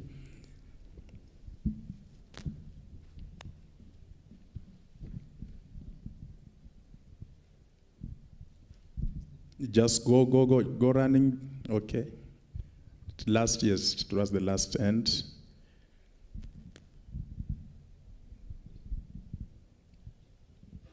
Thank you, Professor Barbara, to explain us the deeper meaning of Christian anthropology. My question goes to this. the matter of Christian anthropology, we are talking about the environment of human being outside and inside of the human being. So if it's that fact, there is a problem in our life, especially within, that is relying to the life of same-sex marriage, which in the canon law, number 1055 and the 1057, is tell us to give mutual each other. If we saw fact, the matter of the creation, how do you reconcile the environment of the spiritual matter to the same-sex marriage, to the dignity of human being as God created us to be like God so that we can live comfortable in this world? That is my question. Did you call the professor? We have several professors here. So which professor? Oh, the one you are pointing. Okay. Okay, so Professor, back to you. Thank you for such an easy question. Yeah.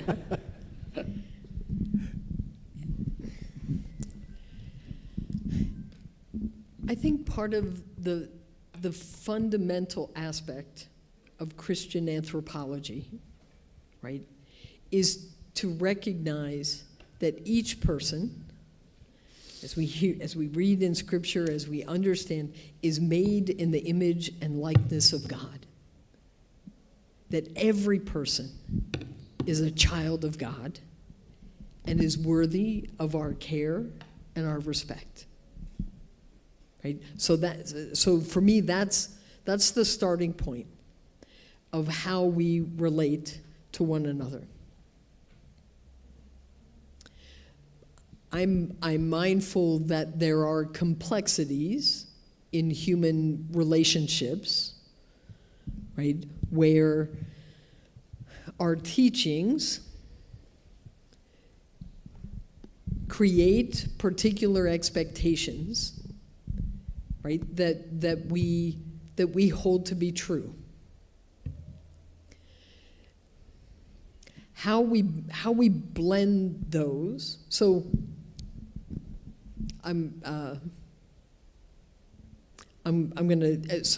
years ago, I spent time on a college campus as a campus minister.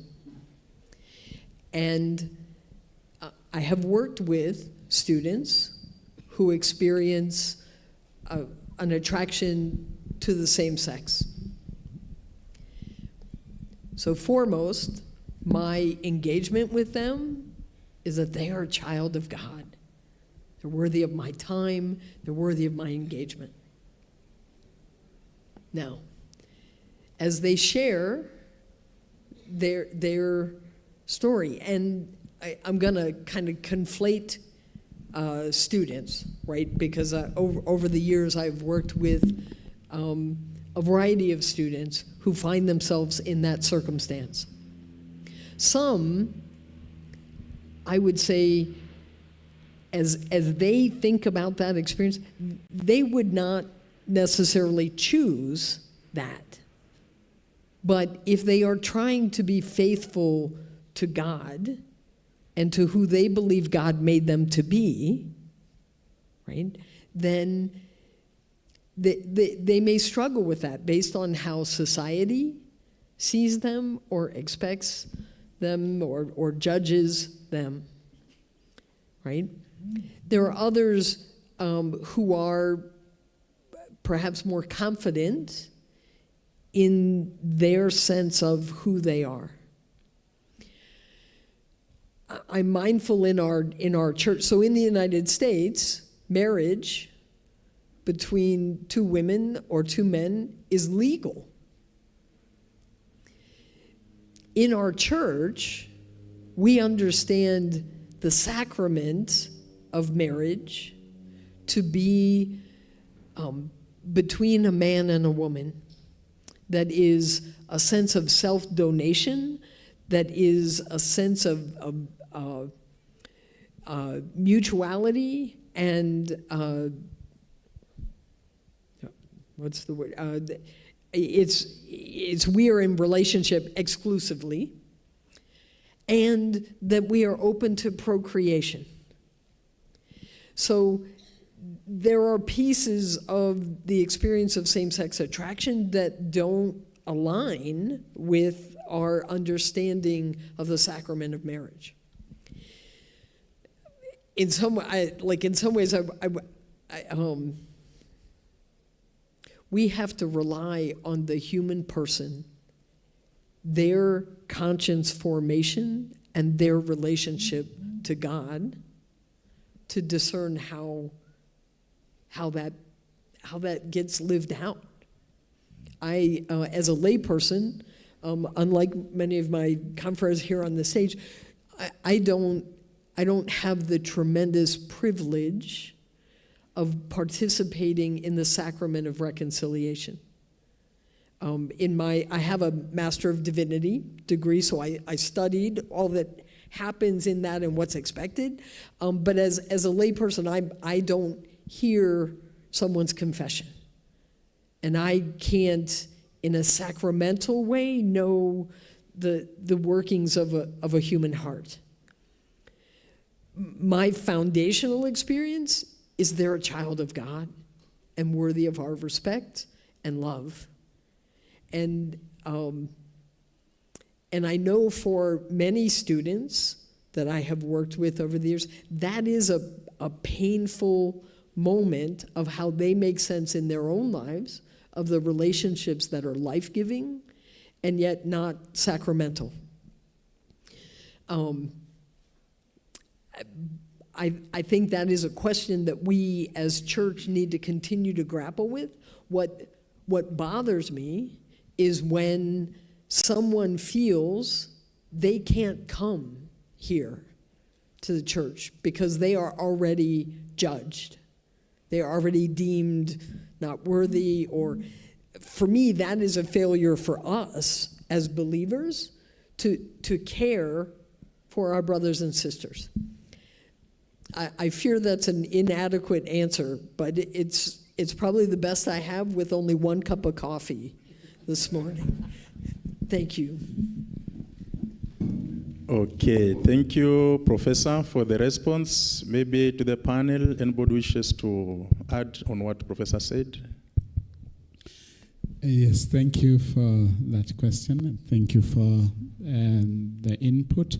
Yes, I want to add to what has been said that, of course, fundamental to the Christian teaching, Christian anthropology, is that a human person is created in the image and likeness of God, and that presupposes a certain sense of sacredness in each person.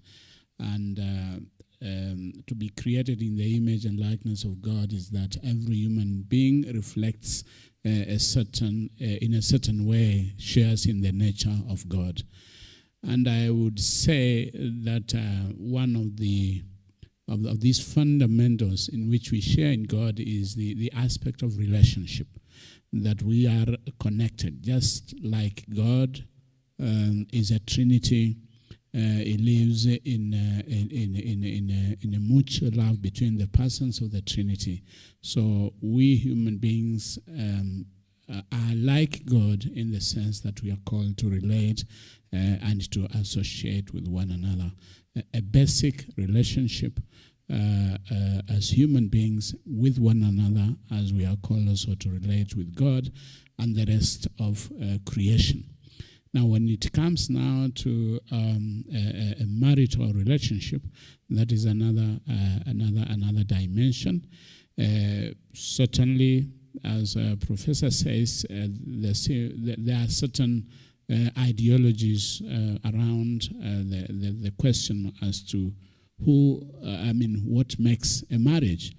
But the teaching of the church, of course, is certainly clear that a marriage is between man and woman, as according to the law of God. And the reason is, of course, because it is only that such marriage that on top of providing a loving union between the parties, it is open to life.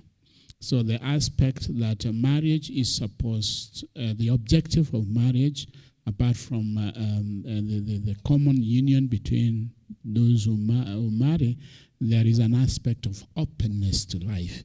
That is what makes the church, of course, stand on a marriage, a sacramental marriage as a marriage between man and woman. That experiences have shown, like a professor said, that there is attraction of people of the same sex. That is, of course, a reality that we deal with. But I think it's important that we understand what the church teaches, what the Bible teaches, and what is the stand of the church, and what maybe other experiences would say. And the question is, how do we reconcile the two? I think bottom line is that if we take it from the Christian anthropology point of view, is that all human beings are children of God and are created in the image and likeness of God. The aspect of fallenness, I think, is also something that we need also to reckon with, that in as much as we are called to be image and likeness of God and created so, we are also fallen. And therefore, elements of discrepancies will always be there. And as human beings in our different sources of knowledge, we need also to see how to deal with that. I think that's what I wanted to add to what Professor said. Thank you. Thank you very much. My contribution would start with maybe an addition from the perspective of Christian anthropology. Creation is a gift of God. God has created the world, but at the same time, there is another element. Creation is a process. It is a continuous process. That means God continues to create. And this is like a dynamic. And we also, as human beings, we are co-creators. We collaborate so that this creation can continue. And I found in this element what we can call fidelity and creativity. There is a foundation, but at the same time, there is a dynamic within that foundation. Because God did not create all that we have here. A bottle of water. This is human being who tries to continue the work of creation. That is the first element. Maybe this is an addition. The second is we need to deconstruct some of the philosophical thoughts which can lead us to not to take seriously human beings. And I know one of those philosophical thoughts, it is grounded in Platonic philosophy, which try to separate ideas and matter. We have to take into consideration only our thoughts and to neglect matter. And even René Descartes, with his dualism, he really separated the thought and the matter. And there is a danger as we relate to creation to consider ourselves like pure thoughts, and then to consider all creatures like pure matter. And we can misbehave. And then René Descartes reached what we call the mechanisms in German. Mechanism. So considering other things like instrument which can be used. And this is a mistake also when we relate to creation, is to consider it like an instrument that we can use, where we take ourselves like masters who can dominate, control, and then destroy. And this is a danger. This is also can impact our relationship with others. If we don't consider others like image and likeness of God, we may use them like means and not like finalities. And I mean, this is maybe an ecological conversion that we need as we relate to others. They are not means, but they are finalities. So from those additions, I'm going now to go back to this question of same-sex marriage. I'm not really very good in moral theology, but I would like to start with a German theologian was speaking about the 3 popes that the church had the past years. That means John II, Benedict, and then Francis. And he was making a difference. And he said John II was telling to the church how to do things, following norms, principles that are supposed to be respected. And he wrote a lot in moral theology. Regarding sexuality, is one among the Pope who wrote a lot. Then Pope Benedict came and tried to tell to people why they should do things. That is the foundation, the reason fundamental. You have to find the foundation, the reason why this is the dogmatic position. And he helped the church a lot. He put a lot of foundations. But now Francis came. He's my brother, so I will speak with him with a lot of respect. And he said, we don't ask how and why, but you just do it.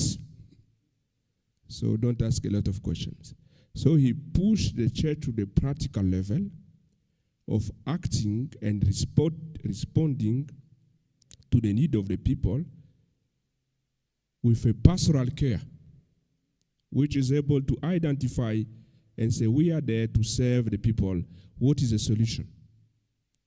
And my personal contribution is, maybe we need more. We need 3 of them together. Always asking ourselves, how, why, and then you do things. But we need discernment, because this is also very key in our spirituality. We don't judge in general. We have to consider each person and the experience that each person is living, our histories, our development, our contexts, and then from there you will try to understand why this person is behaving like that, and start to care. This is human salvation. How do we care about these people who are within same-sex marriage? They need also pastoral care. How can you help them? It's not about excluding them. How can you help them? And I think this is where we are called also for personal conversion. And not to judge, but to help.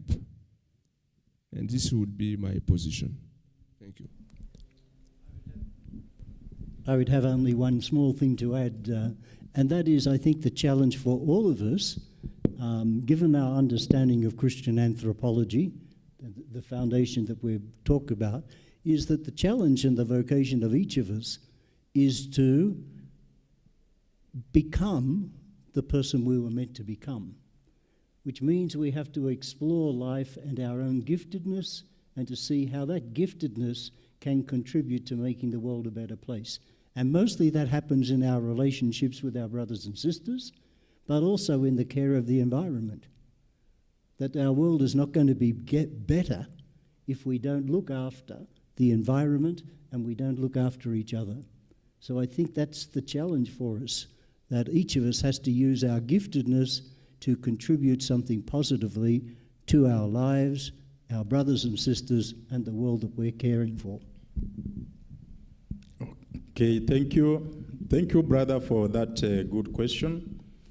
I think you can see how engaging it is, and of course, we may not be so much exhaustive, but just as we talk about this and the theme of this conference. I think listening to what Professor said in her speech, it's all about relationships.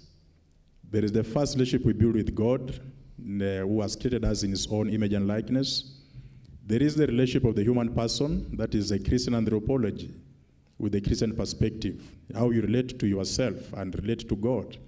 And then there is the relationship with the environment, which brings in the ecosystem, the biotic and abiotic factors. So I think when you're talking with what the brothers just brought up, it's all about relationships. And I think we are created, we are fallen, we are redeemed. A bit of a psychological perspective, if I have a client who is of same marriage, as brother said, I'll go for the presenting problem. And that same marriage could not be a presenting problem. So I look at them as created in the image and likeness of God. I'll not judge. I'll approach the presenting problem. The underlying issues can come later, but I think it is good that you look at them. Even the Christian meta-model approach to humanity is that we are all created in the image and likeness of God. So thank you for that. I want again to come back to the panelists again with the questions that we had prior.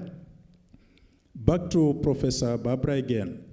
You have a question here. We have a question for you. How can integrating service learning with ecological education foster a deeper understanding of human dignity and environmental stewardship among students? That's a mouthful. Read that again. May I see it? Let me see it. Integrate service learning. Yes.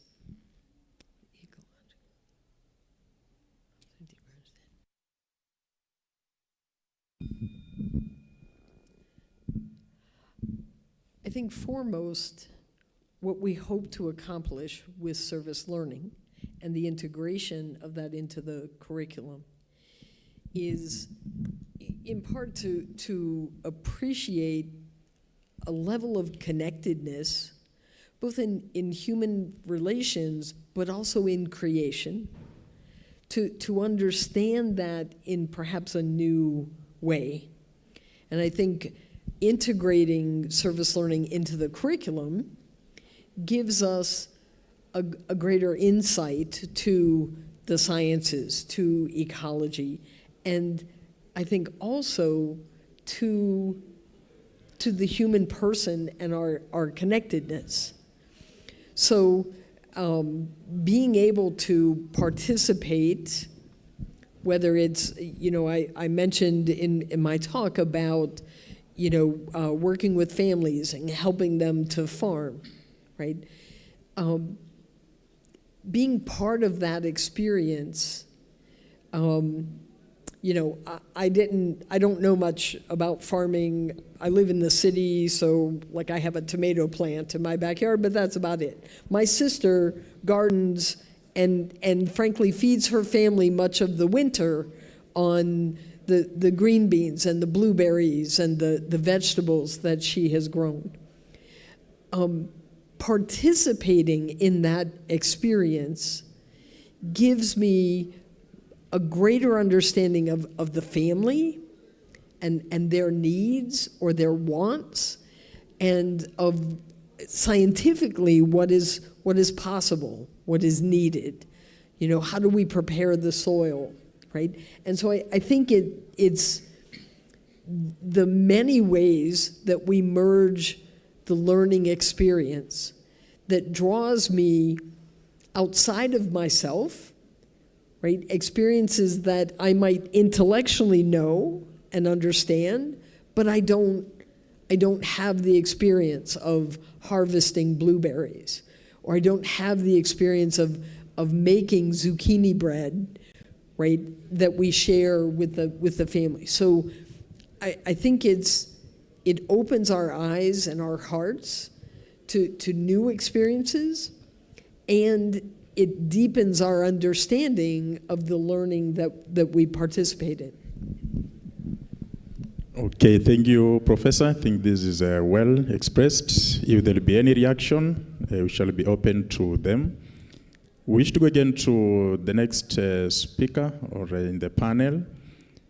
Professor, the VC of Tangaza University, you have a question here.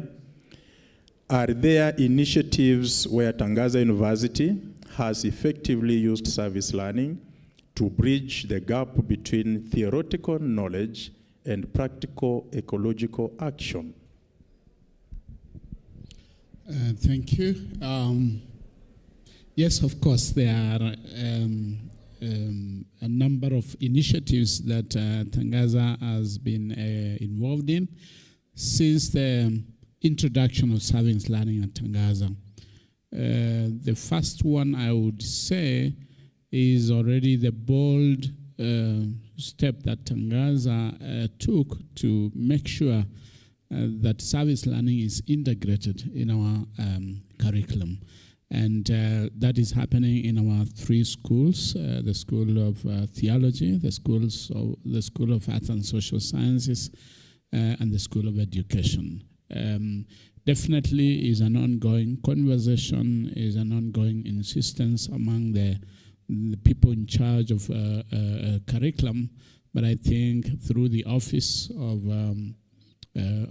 Service Learning, and now the newly created Directorate of Catholic Identity and Community Engagement, that conversation is still going to be deepened. But I think that that has happened, integrating education on service learning within the curriculum of Tangaza.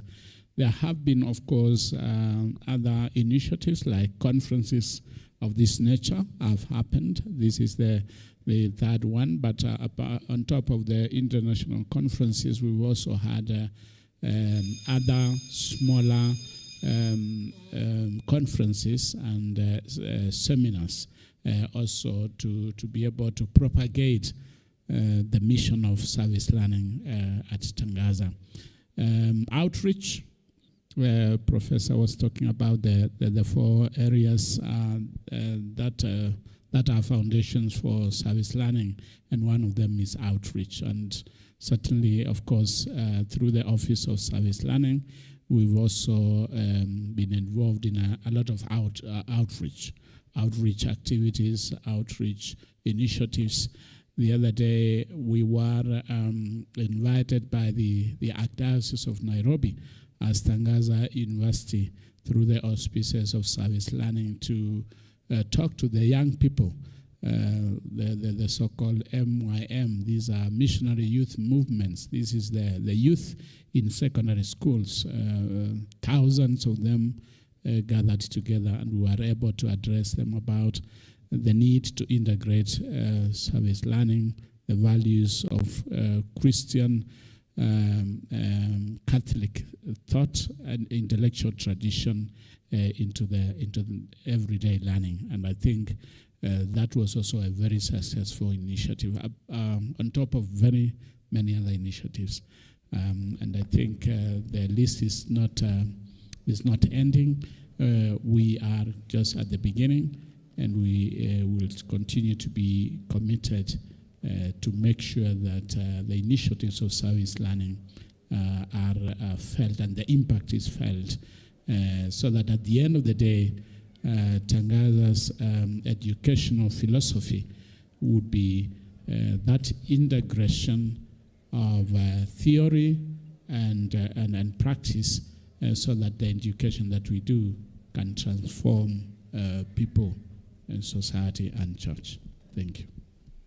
Okay, thank you, Professor. Just still with you, because it's a bit an interesting area in terms of the university. Also with one of the arm or pillar that Professor mentioned on service learning about pastoral. So there is pastoral and outreach. We are informed in Tangaza University there is a program for theology students, a ministerial year program, which I think should be pastoral and outreach. Now, we are also informed that there is in the curriculum, because there are courses provided, ministerial year courses. Among those courses, do we have any courses in relation to what service learning can do, like in relation to what we're doing here, like the practical ecological part of it. Have you integrated such courses? What exactly is these ministerial courses towards the ministerial pastoral outreach of the candidates or the students? Thank you. Yes, there is the ministerial year, which is a program especially designed for the finalists in the School of Theology as they prepare for ministries, as they prepare for ordinations to diaconate and priesthood, ready for ministry. This last year is made to help them integrate what they have learned theoretically at Tangaza and what the real pastoral situation and context is like out there. And it is a combination of courses, theoretical courses, and praxis.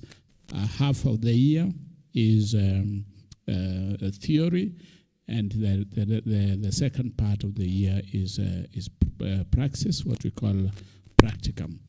Now, what are these courses, these units that are offered? Of course, there are pastoral-oriented courses that introduce to the learners the pastoral reality out there. For example, a course like catechesis, intensified catechesis, for example, or what we call ongoing catechesis, mystagogy. Those are some of the courses that students are introduced to during this first part of the last year, which is the ministerial year.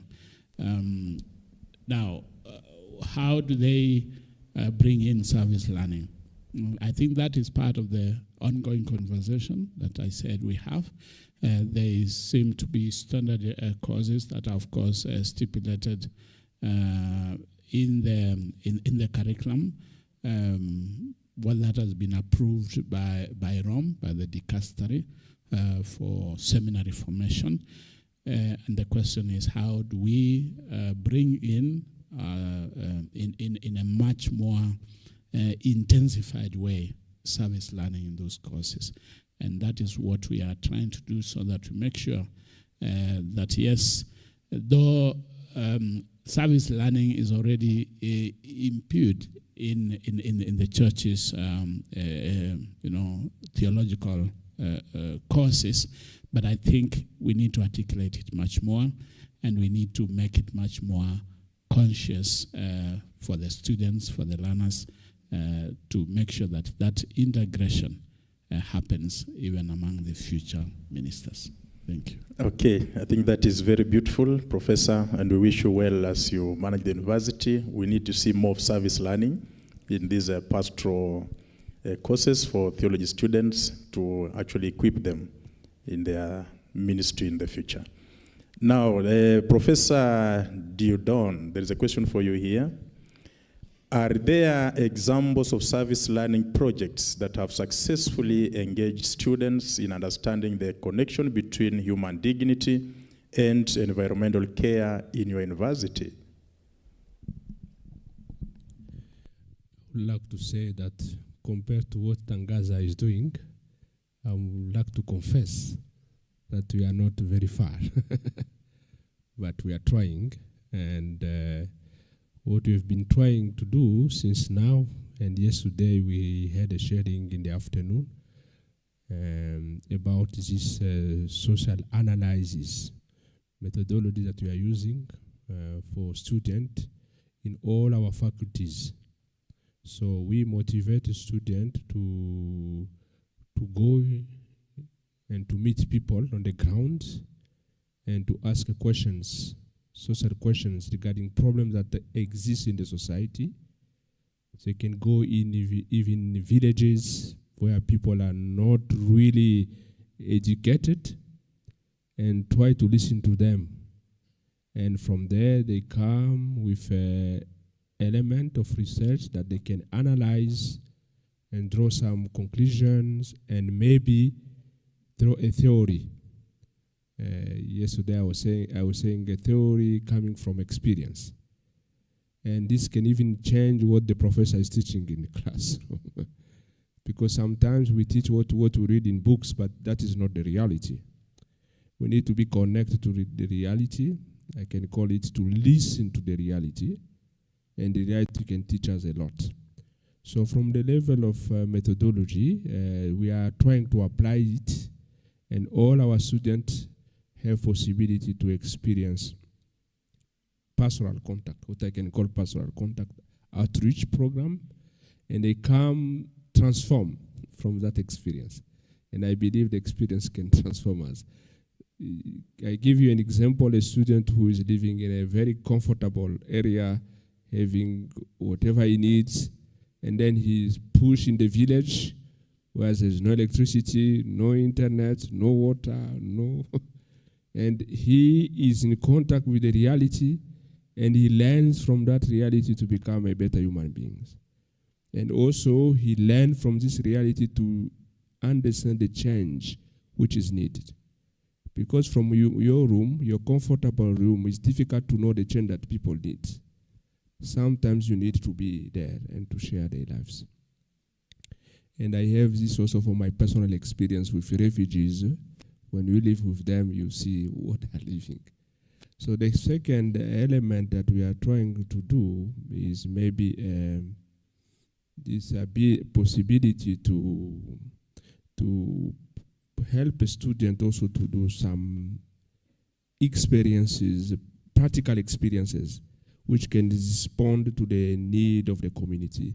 We have the Faculty of Science and Technology, where students are able even to produce. There is someone here who belongs to that faculty. They are able to produce even electricity in their own way. If you live in an area where there is no electricity and you rely on the government, what do? The government does not send electricity. But students have developed how they can get lights without without to rely on the government project. And this is done with a simple student as they try to apply the theory in practice to respond to the need of the community when the government does not do something special.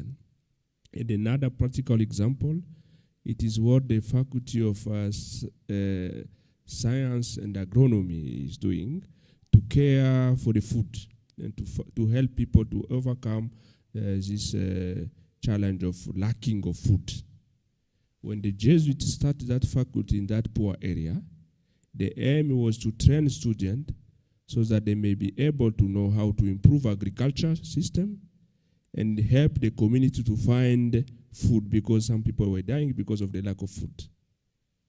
And today we have students who, through this education, are able to be very productive, to start small projects, and even to initiate with the poor women some little projects which can empower them and help them to start producing something for their own families. This is something very simple, but it helps. And I think we have a lot of students now who, after this experience, they can start themselves a little project and help the community where they are living. Philosophers is something else, but at least for the two faculties, we are trying to do what we can. Thank you very much. Okay, thank you, Professor, for that good input, and of course, a practical way on how you are doing it in your university. And we are learning, and this is service learning. Good. So before we go back to, again, the public or our members present here, we have a question here to Brother Dr. Tom. This is the question. How can service learning projects be designed to encourage students to see the spiritual dimensions of ecological justice, emphasizing the dignity of all creation?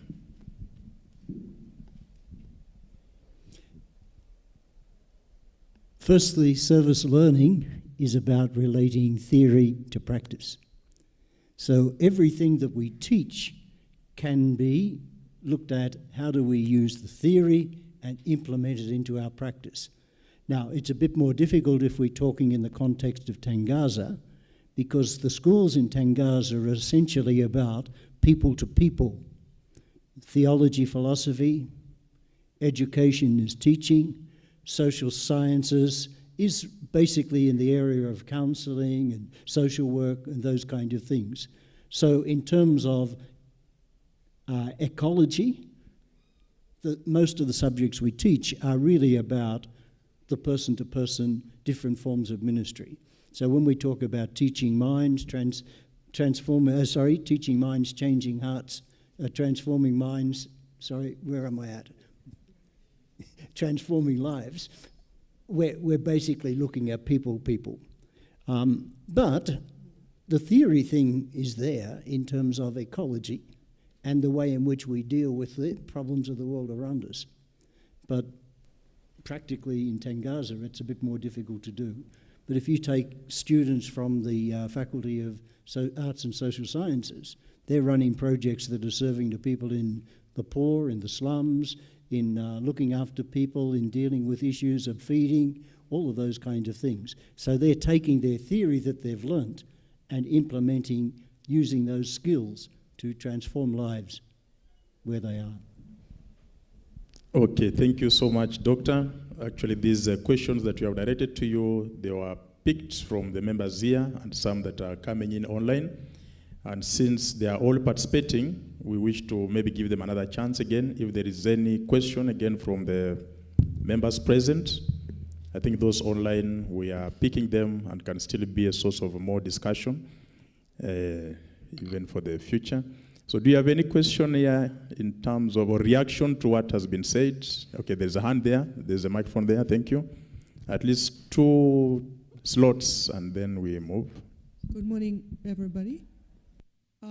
Can you hear me? Yeah. I am one of your Tangaza students, and maybe this is not a question, but more maybe an affirmation.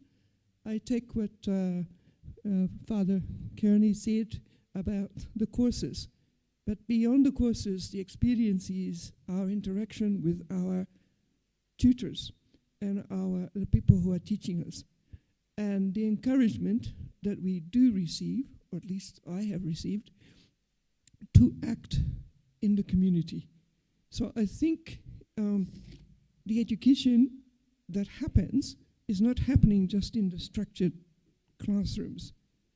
That person-to-person interaction that happens outside of the classroom also encourages us to go out there and do things. So I just thought, just to pick that up. Thank you. Yeah, thank you. I think this is a good addition. So there is another question there. Then there's one at the back there, and I think we shall be concluding with the interest of time. Okay, Father. Good morning, everyone. Yeah, I'm Brother Emmanuel Maria Masereka, a Franciscan Capuchin without beards. Franciscan Capuchin without beards. Yeah, my question goes to Professor Barbara.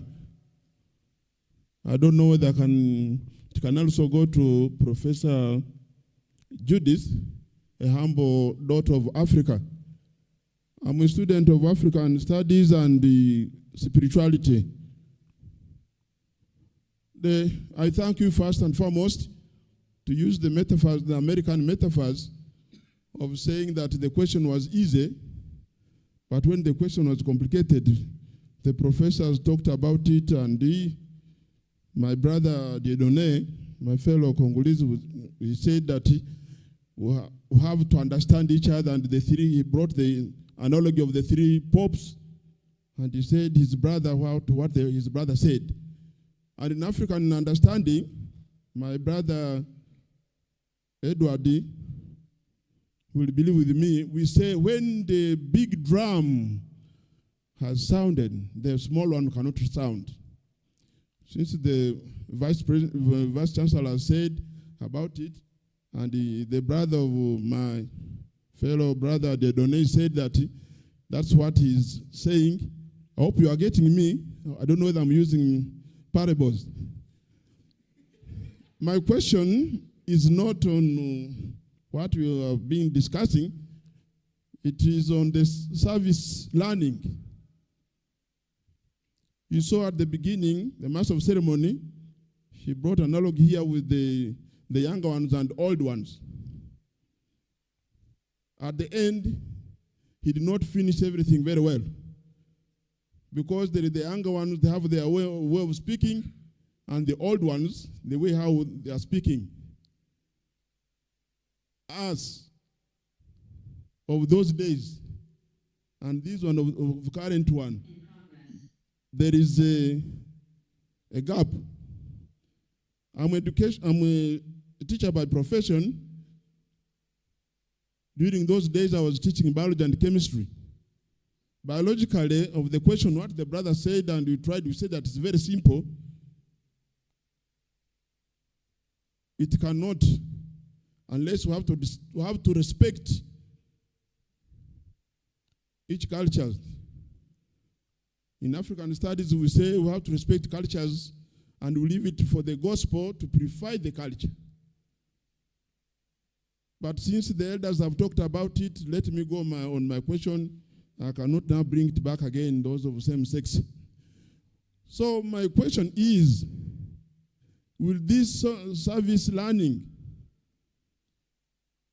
help the misunderstanding between the elders and the young ones?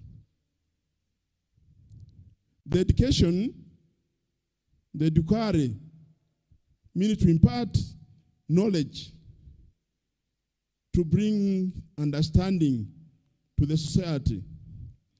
But currently, education has brought what knowledge, and the knowledge is bringing problems. Some cultures are breaking down. I'll give you a living example of what Master Sermon said. He could not finish it. That how is it with elders? Now, will this service learning help to reconcile the old ones and the young ones? Elders, they are complaining that the young ones have gone away. And the young ones, they have said, we, the elders, we have gone away. Who's teach each other? Will this service learning help to bring that gap together, the elder and the young one? Thank you very much. Okay, thank you. I think that one will be responded, Professor has had, but with Dr. Pete, I don't know if she's here. She'll be in a very good position to respond to that. And now we pick that question, and then all of them can be responded. There is a final question behind there, and then we respond to them. Good morning. My name is Catherine Kisasa.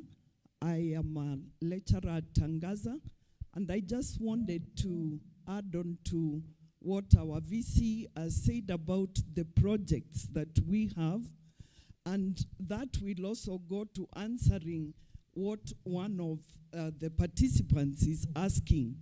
Is there a language that we can use in service learning to be able to bridge the gap between the old and the new? In our pastoral programs in Tangaza, we are doing a project, a program with the Catholic Conference of Bishops in Kenya, and we are trying to bridge the gap between the young people, the teenagers, and the parents and the teachers. In the program, our VC has mentioned, which is MYM. And in it, we have a curriculum that addresses issues of the current generation versus the older generation. And we do this by training the facilitators of the young people. We train them on methodologies and ways of attracting the young people into our churches and into our religious space. We have done this, and we are graduating about 7,000 facilitators in the Archdiocese of Nairobi. And in the methodology that we are using the experiential learning, and we are training the facilitators to do this so that they can reach the younger generation to be able to enjoy in a very innovative way the religious space and their spirituality. And as we do this, we do a holistic approach to their formation. And that way, the university is reaching out to the community. We are also using another program to the prison officers, and they are present here with us today, where we are offering psychosocial support to the officers in the forces. We are doing this in Langata and in Kamiti. And this is a testimony that what we are learning in the class can be put into practice, and it works. And that is why we have the participation of the officers here today as a testimony of what Tangaza is doing as an outreach and also as a pastoral program. Thank you very much. Thank you for that beautiful input. We attest to that, what Tangaza is doing in line with the service learning and the young people. I think I was part of the team that was recently at St. Mary's Msongari, and we had more than 25,000 young people. That was very beautiful, and Tangaza was present. I don't know if Dr. Pete is in. I'm seeing her maybe organizing lunch, or she has come. She's here. Dr. There was a question that related to what has been responded to, which we will wish to hear your input. I'm not sure if you picked the question. You picked the question, you got it, or we repeat? Simply put, the question was to service learning. What can service learning do to bridge the gap between the young and the old? Thank you very much for that question. Well, as a methodology, remember, we are drawing all aspects of responses and all that we do to the young people based on the values and Christian ethics. And this is not only narrowed to Christianity. We go beyond that because as an institution, remember we have IRDIS that also cuts across the interreligious dialogue and the Islamic studies. Now, when we talk about the young people, and what comes to my mind is the Gen Z, it is an approach that I think service learning is quite crucial when it comes to how do you approach or how do you relate with the young people. It brings us back to the family. A family is the first school. Things have changed, and we have to move with the changes of the time. We cannot stick into the old ways of doing things. And basically, if I was to approach my son or my daughter today with a question that I was asked when I was growing up as a young girl, then I'll be doing a wrong thing to this girl. Look at what technology has done to us as parents. We are very happy with technology. It is helping us, to do things the right way, especially at the right time. But then technology also is enhancing the knowledge of every aspect of growth in these children or in the young people. And therefore, what we need to do is to understand the young people. Let us borrow the value and virtues of being good listeners, being resilient, and then letting them decide. Then we make a concluding response and implementing what then will respond to their own problem, not responding to our own problem. Let us listen to the young people. Let us give them an opportunity to challenge us. What we fear as parents or leaders is to be challenged. When you challenge a leader, and if he or she was your supervisor, you're looking for ways of getting out the space. But let us transform through such a program that is letting us to open our minds and look into the mindsets that will be in a position to accept the people the way they are, appreciate them, but direct them towards the values that will help them have a holistic life towards God's kingdom. Thank you. Okay, thank you so much, Daktari, for that. And since recording has stopped, we can also stop. Yeah, I think we have done well. Thank you so much to our panelists. This was a very professional way of responding. And we thank also the participants present here and the participants online for their active participation and contribution to the success of this event so far. So we want to reduce so that others can increase. Yeah, so maybe we can have a final round of applause of claps for these our panelists, and then we.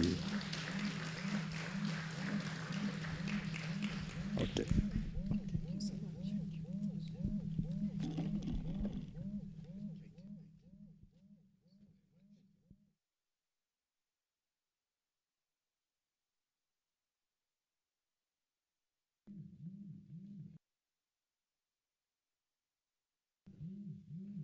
Yeah, thank you very much, Reverend Frederick Mkabana, for being the moderator for that session. Let's give them another round of applause, please.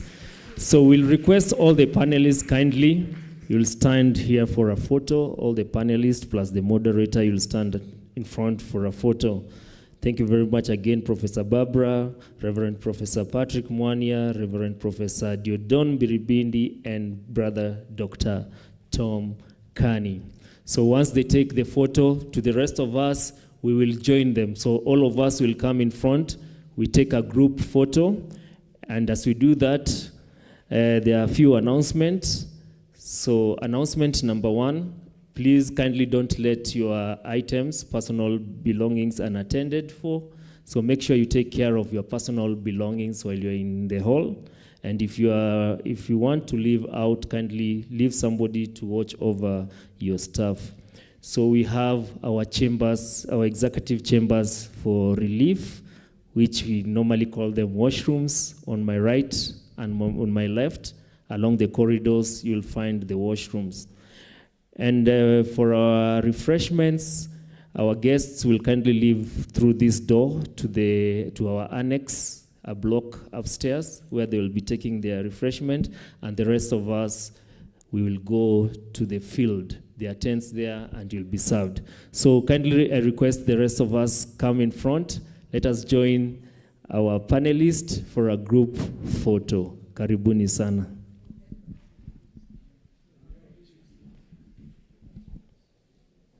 As we do that, DJ, give us some music.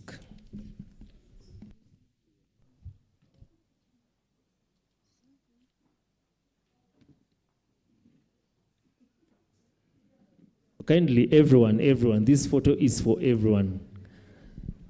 Everyone in the hall.